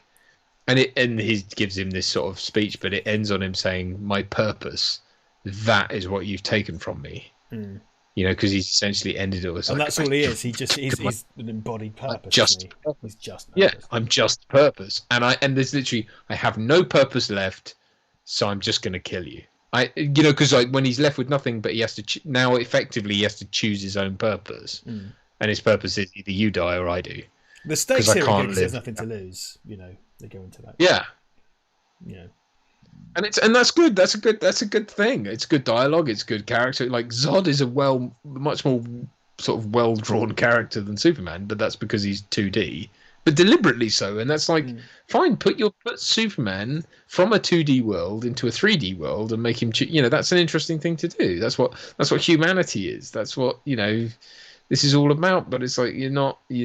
Again, it's like, but it just turns into a giant fight. Yeah, punching. And there's a good gag though. There's a good gag. Do you remember the gag in this scene? And I always like it. And it's like, oh look, it's liberty. The what? Sorry. Well, he throws him into the days yes, since exactly, accident. The days since. That's a good bit of like kind of almost Simpsons-y humour. I guess a VFX artist put in by accident or stuck by. I don't know. Sam Montgomery, what do you think of Snyder's direction of action? Personally, the crash scenes and shaky camera give me a headache every time I watch his film. Yeah, but he only really directs this film like that, which I find odd. Because like Dawn of the Dead and Sucker Punch aren't so shaky cammy as I remember. Watchmen certainly isn't. And the other movies. Yeah, it is frustrating. I mean, I agree. I think he's someone. It's one of those like I think he's chosen it for style over substance. It's one of those like. I think he can do action very well. I just think he sort of chooses not to. Like that's a whole building coming down. It's fucking horrible. And I get it. Fucking horrible, man. It's like Zod done it, right? Like don't get me wrong. And it's what someone did say, and it is true. If you watch this thing, it's like Superman. There's very few scenarios where Superman actually damages anything. This is the most egregious. So Zod kicks a LexCorp truck at him. Fine. And Superman just boom. Exactly. He just jumps out the way and it's like, yeah, but and who was it? Someone. Who was I talking to online? I can't remember. I'm sorry, but said that, and I was like, yeah, you're right. And it's like Chris Reeve took a bus to the mush to save a van full of cigarettes. Yeah, in Superman 2. You know what I mean? It's back like to you buy cigarettes. Yeah, but you know what I mean? It's like he wouldn't even let a van of cigarettes get damaged. He would rather put himself in the way of it. You know, and it's like, but this one is just like, nah, petrochemicals be damned. Let that fucking building explode.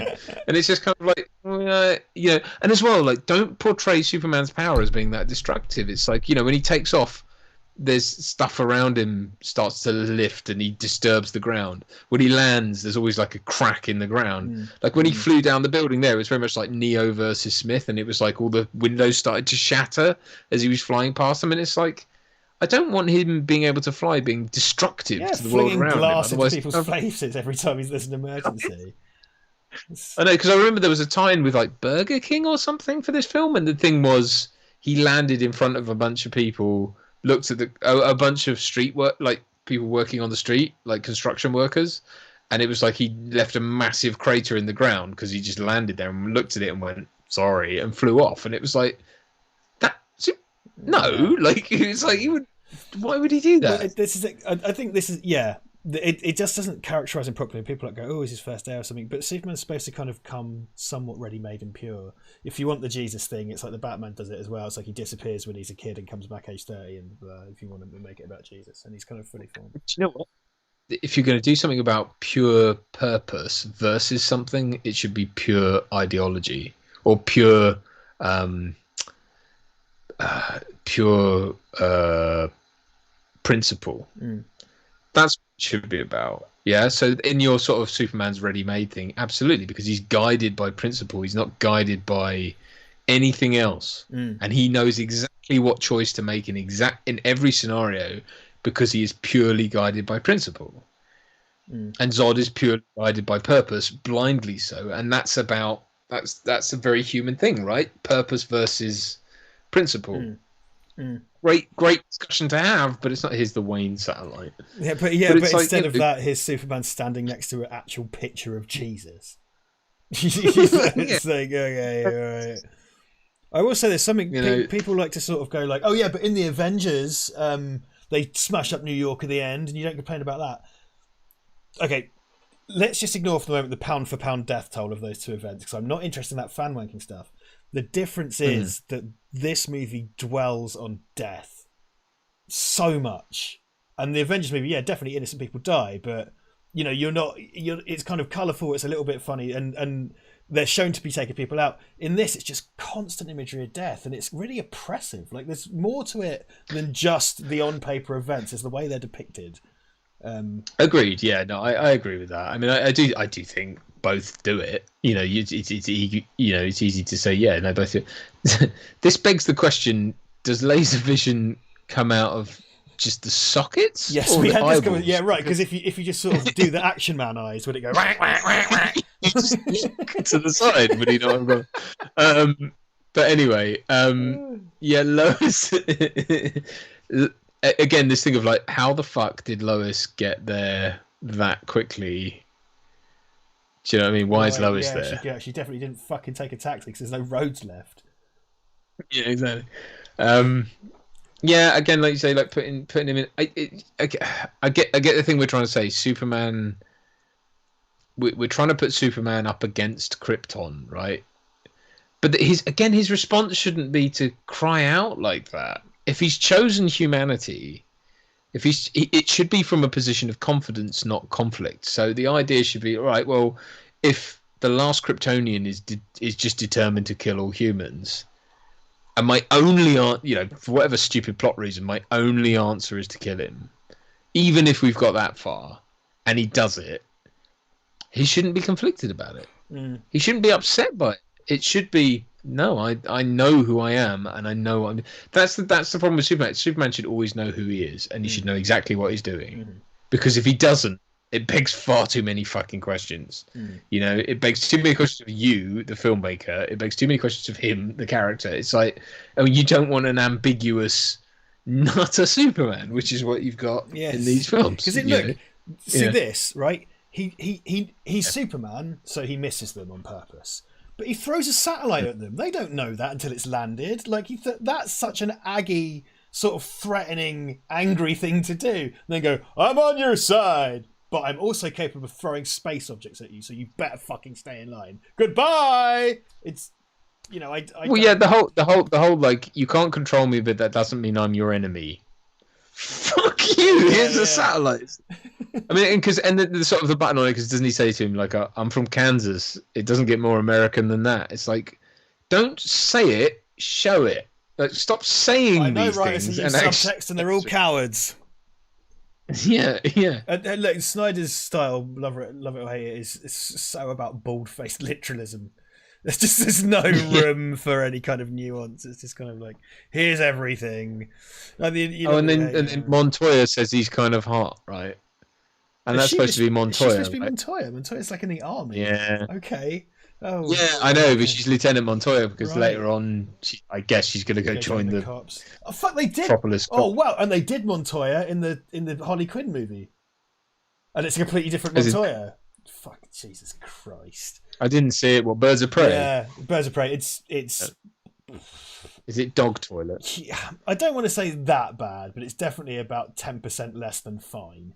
You know what I mean? It's penis. I mean, it's certainly not good. It's certainly not good. I'd say that much. I just have no interest in watching that film. It's on Now TV.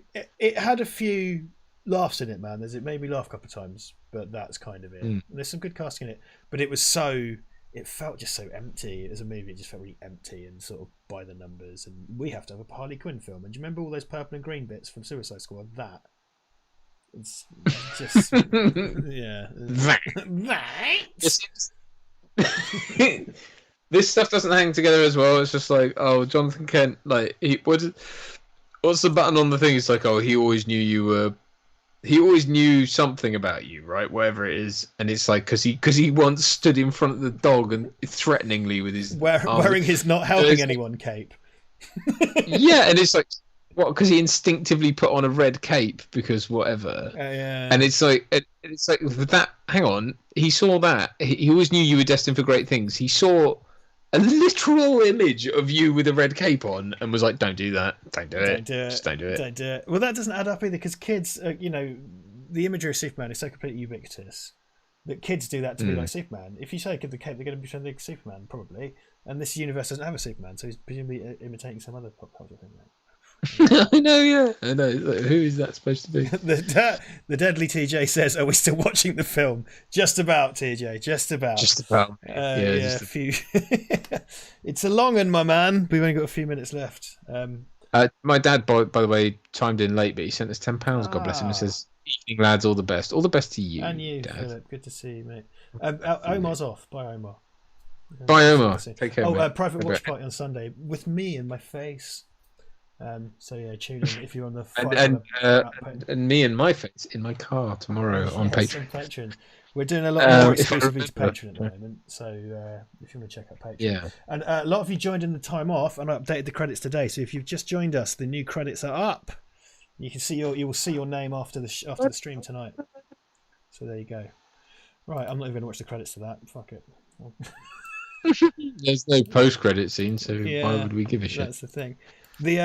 Okay, so again, I'm just going to talk about some things from the Snyder Cut real quick.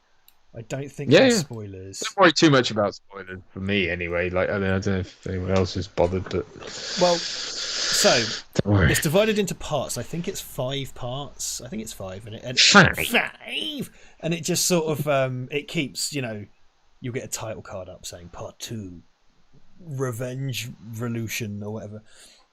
Part 5 is called Epilogue. And Part 5 features some epilogues to the story, but then also like 12 post-credit scenes all put in an epilogue. And some of them are just like, oh, this is kind of embarrassing to watch. And this cost a lot of money. This cost as much as you could spend on building like a really big homeless shelter. Or helping some people who've been in a war. It's just like oh my god, oh my god, there are some bits in it that are just jaw-droppingly embarrassing, just like, oh my fucking god. But yeah, some Return of the King shit, says Eddie TJ. Exactly, very much so. It's one of the Lord of the Rings films I've seen. It's kind of like, oh, this won't end. Like the film ends in the kind of way the other film ends, really, with a bit extra. And then have you seen? So Deadly TJ is my cousin. For everyone who doesn't know Thomas, have you seen it? Have you seen it? Because I'd be interested to know. I'm gonna, like I say, I'm gonna try and watch it probably in bits over the weekend if I can stay awake long enough. Have you seen it? Have you seen it? Give us your thoughts. Give us your thoughts. Yeah, tell us. Tell me if you've seen I it. don't. Yeah, I mean, I've sort of in between. What I'm doing for work at the moment, there are moments where I'm essentially copying and pasting things into things, so I kind of can put something on YouTube. So I put some reviews of it on, and they've been largely glowing. But I'm sort of. Oh, he hasn't watched it. Okay, I'm sort of interested. I don't know. I mean, it's like because you kind of they're like, oh my god, it's amazing. It's a completely different film, and it's like it really isn't as well. I mean, there's 2 hours more of it somehow, which I did because I was really surprised, man. I thought it was going to go to all these places and stuff, and it really quite a lot of it. The broad strokes, there are whole things I thought were completely new, which absolutely weren't. And this has zero Joss Whedon footage in it, right? So it's all Zach all the time. Zoda drinking corridor janitor gives $4.99, says have a five, you lovely bellends. We missed you. Thank you. We missed you too. Aww. We missed you too. I'm just really interested to see what you. I'm interested to hear your thoughts. I'd like to know what you're thinking when you see it. When you've actually get for all 50 hours of it. Well, because I'm someone who sort of started out, I suppose, just with Man of Steel as a defender in a way. I mean, I saw the potential in Man of Steel, and I think as well part of that was confirmation bias in that I wanted it to be the sort of Superman version of Batman Begins, and I sort of thought in a way it is, but where they went with it afterwards was like, what are you doing? But this isn't what you set up. It's like one thing to set those things up and the conflicts that are in there. So it's one thing to say, okay, but you could pay them off. And and again, this is a weird thing about Batman vs Superman. It's like the payoff of the big Metropolis fight seems to be something, but then it isn't.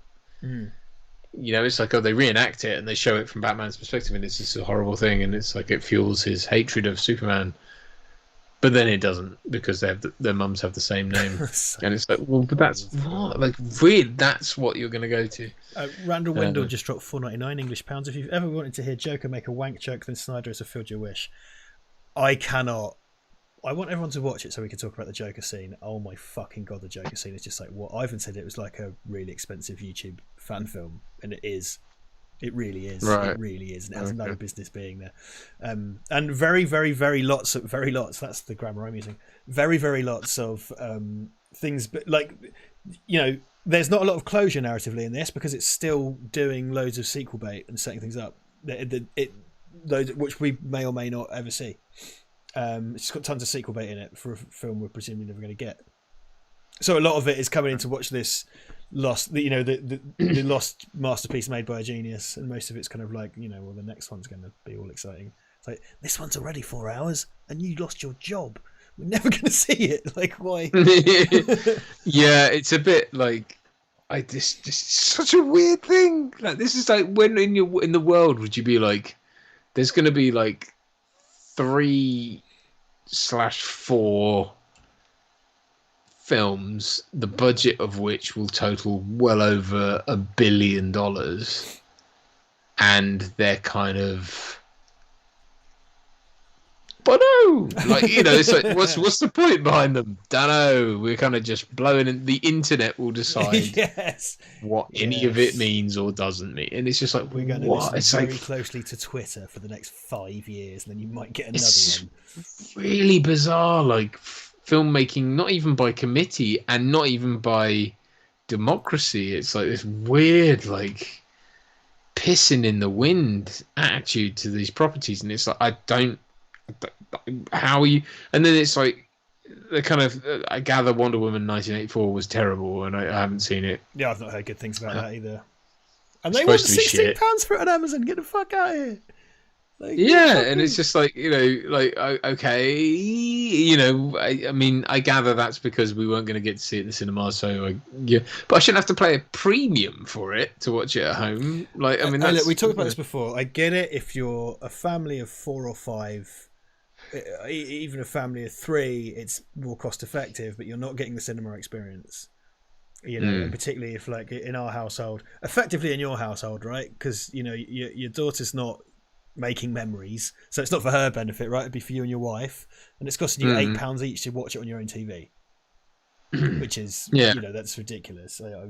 Particularly something that you don't even have any, you know, neither of us have any goodwill toward that film either. So it's not even that. But so, you know, also the fact that, you know, full well that the, you know, there's no like, so that the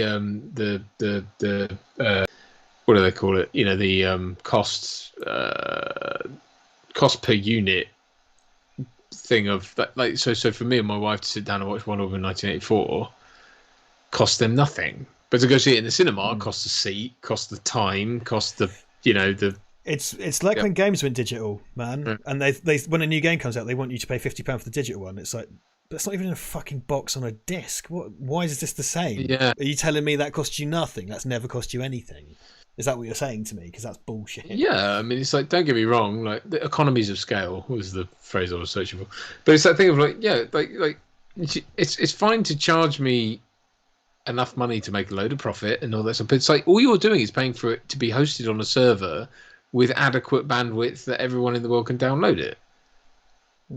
That's it. And you quite often either you own the infrastructure for that, or you're in cahoots with, you know, whoever does for it. But either way, it's like, that's not the point. The point is, like, you don't have to press a disc, put it in a case, make artwork, blah blah blah, ship it, put it on a shelf.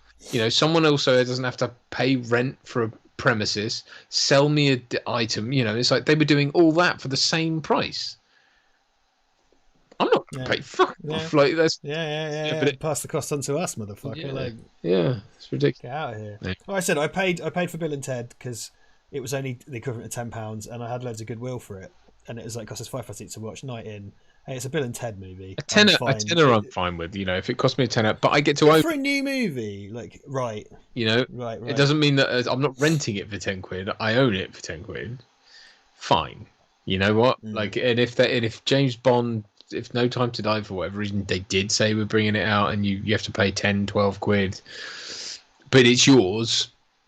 Okay. Yeah. Okay. Yeah, and they don't want that, do they? They don't want that. You got to fucking peep at it through a little window for 6 months before they charge you another 10 quid to own it. Yeah. I mean, I don't know what's going to happen with that. That film, I think, is fucked, quite frankly. They can't keep kicking that can down the road. It's really unfortunate because, you know, what were the chances of a generational crisis happening? It's not their fault, but I do think, and don't get me wrong, they are just desperate to try and work out what the best thing to do is. But it got kicked to October. Now, I believe in the UK we're going to get it in September. Right, okay. So it got brought forward, I think, a week for us and a couple of other territories. But who knows? You know, who knows if that's still true? But I feel for them because I just think whatever they do, they're trying to get it to a point where it's like, okay, they're trying to gauge, like, okay, when is lockdown truly going to end, and then what's the nearest time to that where we could legitimately put a film out in the cinema? And it's like, yeah, but everyone's going to be shit scared. Like, I mean, not me personally. I would go and see a cinema. Go and see a cinema. I would go into it. You can do that whenever you want. You can drive past it. I can go and stand in the littered car park of our local cinema. But no, I mean, I would go to the cinema tomorrow if I could. I honestly would. Even, you know, if I had to wear a mask or whatever, I would do it. I don't care. But I do think a lot of people are going to be quite scared, and I do think a lot of people, you know, it's going to take a long time before people en masse will be happy to pile into cinemas again, you know, cheek by jowl, even though that's not really how it works anymore because we have big reclining seats, and watch a movie. You know, I just think people are scared. I don't think the stuff about like this killed cinema, that's hysteria, I think. I agree. Yeah, no, I don't think it has, but I do think that it's going to be a long time before the model works again. That's the problem. I mean, especially, and Bond is the most acute example of it, where it's like, you know, the budgets are astronomical, but it's okay because product placement. Oh, it's totally broken, top to bottom. The whole mechanism of cinema and mainstream film is broken, all the way from the studio squeeze to cinemas. The cinemas become bottom line as cunts. Like, and nobody wins, least of all the customer, not the staff. Some producer somewhere sat in a Warner Bros office making loads of coin, but you know, nobody benefits really at our end. So the prices have just soared astronomically, and like everything. What I hate about cinemas, particularly having worked in one, is that everything is the cheapest, shittest version of everything because they're so squeezed for like the whole hospitality industry. They're totally squeezed for profit. Yeah. No, I agree with that. I do think that. I think it's and it's dumb. It's a dumb model to try and maximize profit at the top end and fuck the person who's trying to put your film out. I just think I do think that's stupid. Like, yeah, they can't exist with it.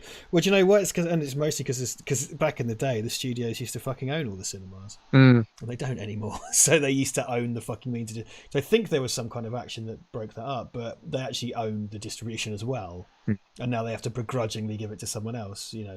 So they just fuck them at every opportunity. Yeah, stupid. So stupid. Stupid. And it's especially when you're churning out shite. It's like, well, don't make generic crap for $300 million. Well, this is the thing with like BVS and Suicide Squad. These are broken products. Yeah. Like if these were anything else, they wouldn't pass QA testing. This is a box of frozen chicken full of salmonella, or a fucking teddy bear full of blood-soaked bandages and syringes. You know what I mean? Yeah. But with the film, no one gets hurt. Like other than emotionally, psychically, there's a cost. Yeah. But you're releasing, and video games have gone the same way. They because they can patch them through the internet now. They just release broken, unfinished games. Like this whole debacle, Cyberpunk 2077 was such a big deal that it was like on the BBC. It was on all of the papers, television. Because they released a fucking broken product and asked everybody 50 quid a chuck for it. I will say this, at the opposite end of that, I again didn't take my own advice and read some of the reviews for Erica on iOS, right. and they were all glowing. I mean, I must say all the ones that sort of made actual points were kind of just 5 stars across the board. It was really, really beautiful. It was really lovely to read. Actually, it was a very positive experience. But all the negative ones, the only criticism that was put in was like, ugh. Played for 5 minutes and then they want $2.99 for me to continue. Ugh! And it says it on the front thing. It's like in-app purchase $2.99. Yeah. But it's essentially a demo, and then you can play the rest of it for $2.99. It's like $2.99. And some people are like, "Oh no, that's like the price of a cup of coffee. Don't care. That's fine. That's brilliant. Well worth it." But a lot of people are like, "I expected this to be free," and it's like, right? Do you know how much making a thing like this costs? And it's a fucking port of a PlayStation game. Yeah. It's not like some rando game developed, because there are loads of free games developed by someone in their bedroom. Bedroom coding has gone to mobile now. But yeah, that is clearly not that. As soon as there are actors with some lights in front of it, it's cost fucking hundreds of thousands of pounds an hour to make. Yeah. Hundreds or thousands, but not hundreds of thousands. Hundreds or thousands. Yeah. No, it did. It was a very expensive thing to do, and it's like, sorry, you don't get to, like, complain that it cost you less than £3 to play the whole of it. You got to play some of it and get an idea of what it was. And it's like, if you don't like it, don't fucking pay for it. But like, we gave you a load of it for free, and you're still annoyed that you have to pay for. It's like, people need some fucking perspective, man. I mean, it's like, and then that's the other end of that scale. Don't get me wrong. Spending 50 quid on a family night out to go see fucking Batman versus Superman, the film that should be the be all and end all superhero movie, and turns out to be a 3-hour mawkish fucking exhibit of why Jesse Eisenberg needs Ritalin. It's like, it's not a fucking, that is not worth that money. And if I walked out of that screening with my family and my kids, who would your traumatized crying kids were like, why did Superman punch that big sloppy Lord of the Rings goblin monster? Like, or why did Superman die? Let's put that out there. It's like, why? Yeah, of course it doesn't work, and it's like, and also, like, I'm sorry, but these are things that people might accuse us of being sort of hypersensitive about, but it's like, yeah, I do care about character, and I do expect the people who are paid top dollar in Hollywood to spare a thought for character development, plot analysis, subtext, like, imagery, like, and to have an eye for how all of those things need to be married in order to deliver a satisfying experience. Otherwise, I'm sorry, you don't. Look, I will always say, and I've said it before, if you don't care, why should I? Yeah. you know, I don't, Zack Snyder cares, but you know, at some level of that BVS, it's like someone didn't care at some point. Warner's, whatever, Justice League in particular, and somebody didn't care. So if you don't care, why should I? Why should I? It's like the Fox X-Men movies. Like they didn't give any shit about kind of continuity and stuff. It's like, well, if you don't care, why should I? There's no stakes in this. Like, what? One of the characters I care about is going to die. Well, as far as I know, they're just going to turn up in the next film, and you won't mention it because there's no consistency here. Yeah. So why should I give a shit? Let alone, why should I care? Let alone give you my money. Get the fuck out of here! Like honestly, like none of the rest of us get to do that at work. Just go fuck it and get 10 billion quid. You know what I mean? You just go doctors just turn up going I don't give a shit. Whatever. I'm just going to write my name in their face with a scalpel. You can't do that. Yeah. With movie making, apparently you can at a certain level. You just go fuck it and just sort of, you know. I get there are moving parts. It's more complicated than that. I don't want to be reductive. But I also hate to see people being, particularly families, being fleeced out of money in their fucking droves. You know what I mean? Yeah, I know. It's not fucking Watchdog, is it? Yeah. No, I mean, but I take your point, and I agree to a large degree. And you know, as someone as you are, you know, kind of involved in making film, you know, it's one thing to make something for a niche audience or to make something for an audience that isn't the mainstream. You know, and then sort of not like being criticized on that level, but it's like I you know, I do defend filmmakers, but it's so painfully obvious when you look at something with the budget of something like that, and especially when, you know, like we talked about Mission Impossible, it's like those films, there are things about them that don't work, but fundamentally they understand how to be a good time. I don't think, you know, I honestly don't. I actually think the first and second Mission Impossible films are the sort of bastard stepchild of the. I actually think that weirdly J.J. Abrams' third film and then all the subsequent ones have really been what that franchise is about. It's kind of like the Fast and Furious ones, isn't it? They had their first few entries. But yeah, the Justin Lin. Really... Yeah, so the fourth one in that case, yeah, Fast and Furious. No, I mean, I don't think it is actually. I think the first 1 and 2 actually were. Actually, no, the first trilogy, if you like, the first 3 were street racer films. They've crossed genre really and tone. Exactly. I think the fourth one dipped its toe in the kind of heist movie genre, and then the fifth one went fully into it, and that's what it's become. And it works. I think both work. I just think that. Parts 1 to 3. See, parts 1 and 2 were very much in their era. You know, they were the sort of early noughties, sticking, you know, putting stickers and spoilers and alloys on your car made you fucking cool. Max Power magazine. Max Power, man. And then the third one technically takes place. Is it the sixth or seventh? It's because they killed the Japanese guy, right? So yeah, they have this mad continuity. Hand dies in it, but it weirdly always seems thus. Actually, when you watch it, it actually fits in that space. So I think it technically goes in the 7th or even the 8th. Maybe it's 8th. I forget. Someone will say in the chat. But anyway, it sort of fits in 8th, I think. Anyway, and it's actually a good film, and it has sort of fuck all to do. Most of it is nothing to do with the first 2 films, and then it turns out at the end Vin Diesel turns up and Han dies, and it's like, okay. So, but most of the film is actually about someone else completely different, and it was clearly designed to sort of be, let's try and take Fast and the Furious somewhere else, and then it didn't work, and whatever. That seems so on a trajectory to become Bargain Bucket. And it just went and become this huge. And all credit to that third film, and it doesn't get enough praise because actually it stands out as actually they tried to go in a different direction. I think it's actually a really good film. Doesn't get enough love. The guy who starred in it never really went anywhere, but he does turn up in later films. Interestingly, but. Yeah, no, it turned into just a fun. It was one of those. I think Fast and Furious 5 is the one that really cemented that. So it was like Fast 5 was like this kind of thing of like The Rock's in it now, right. And I guess just fuck it. And it was actually like, you know what? but it is a bit like that. But it actually what turned it into this kind of, I guess, just fuck it heist movie. And it works. It works for it. Hobbs and Shaw, for example, was ridiculous, brilliant, but fun. Brilliant. Yeah, It was just fun. brilliant. It's the only one I've seen. I thought it was amazing. It's so good. It was just silly. ludicrously dumb, but fun at the same time. It has heart. They have heart. That's the point. I they think all have heart. they're fun because they've stopped pretending. You know what I mean? No one's fucking even if they did pretend. But like it's just like these are now these kind of globe-trotting spy crime sci-fi action caper thing. Like this huge list of genres, and people are going to talk about family a lot.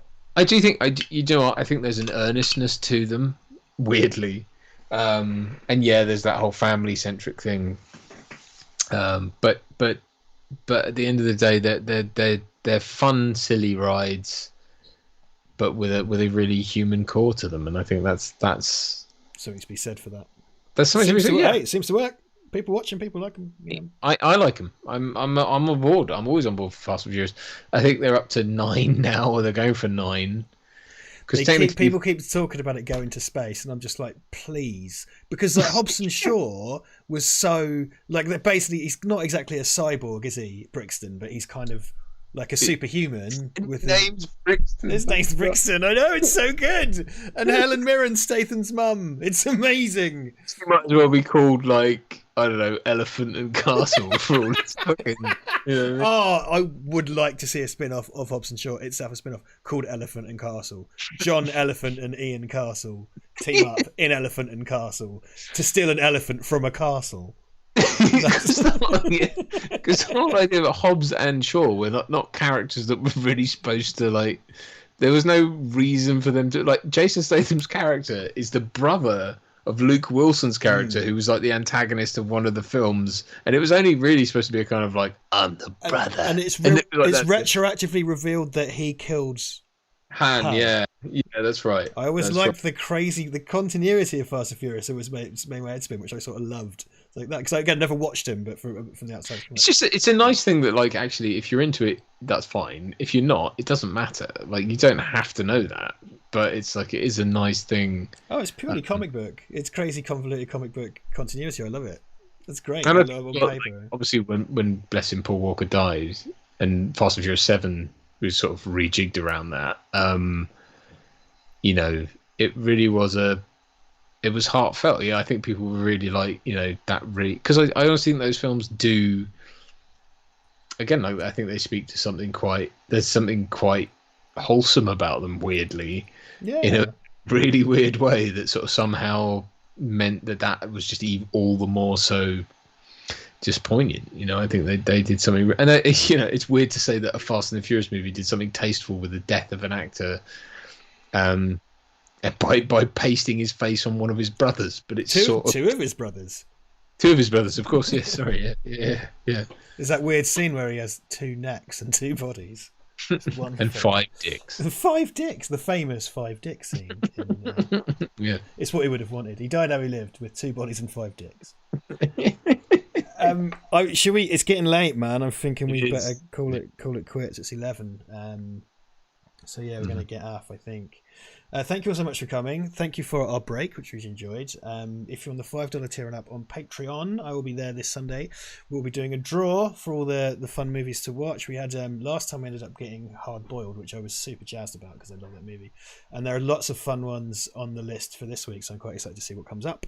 So that's great. Duncan's going to drop a driver video tomorrow. My series, So You Want to Be a Filmmaker, I'm going to shoot some more of that and send it your way. We're going to talk about Kit next. I think that's all for now, Duncan, isn't it?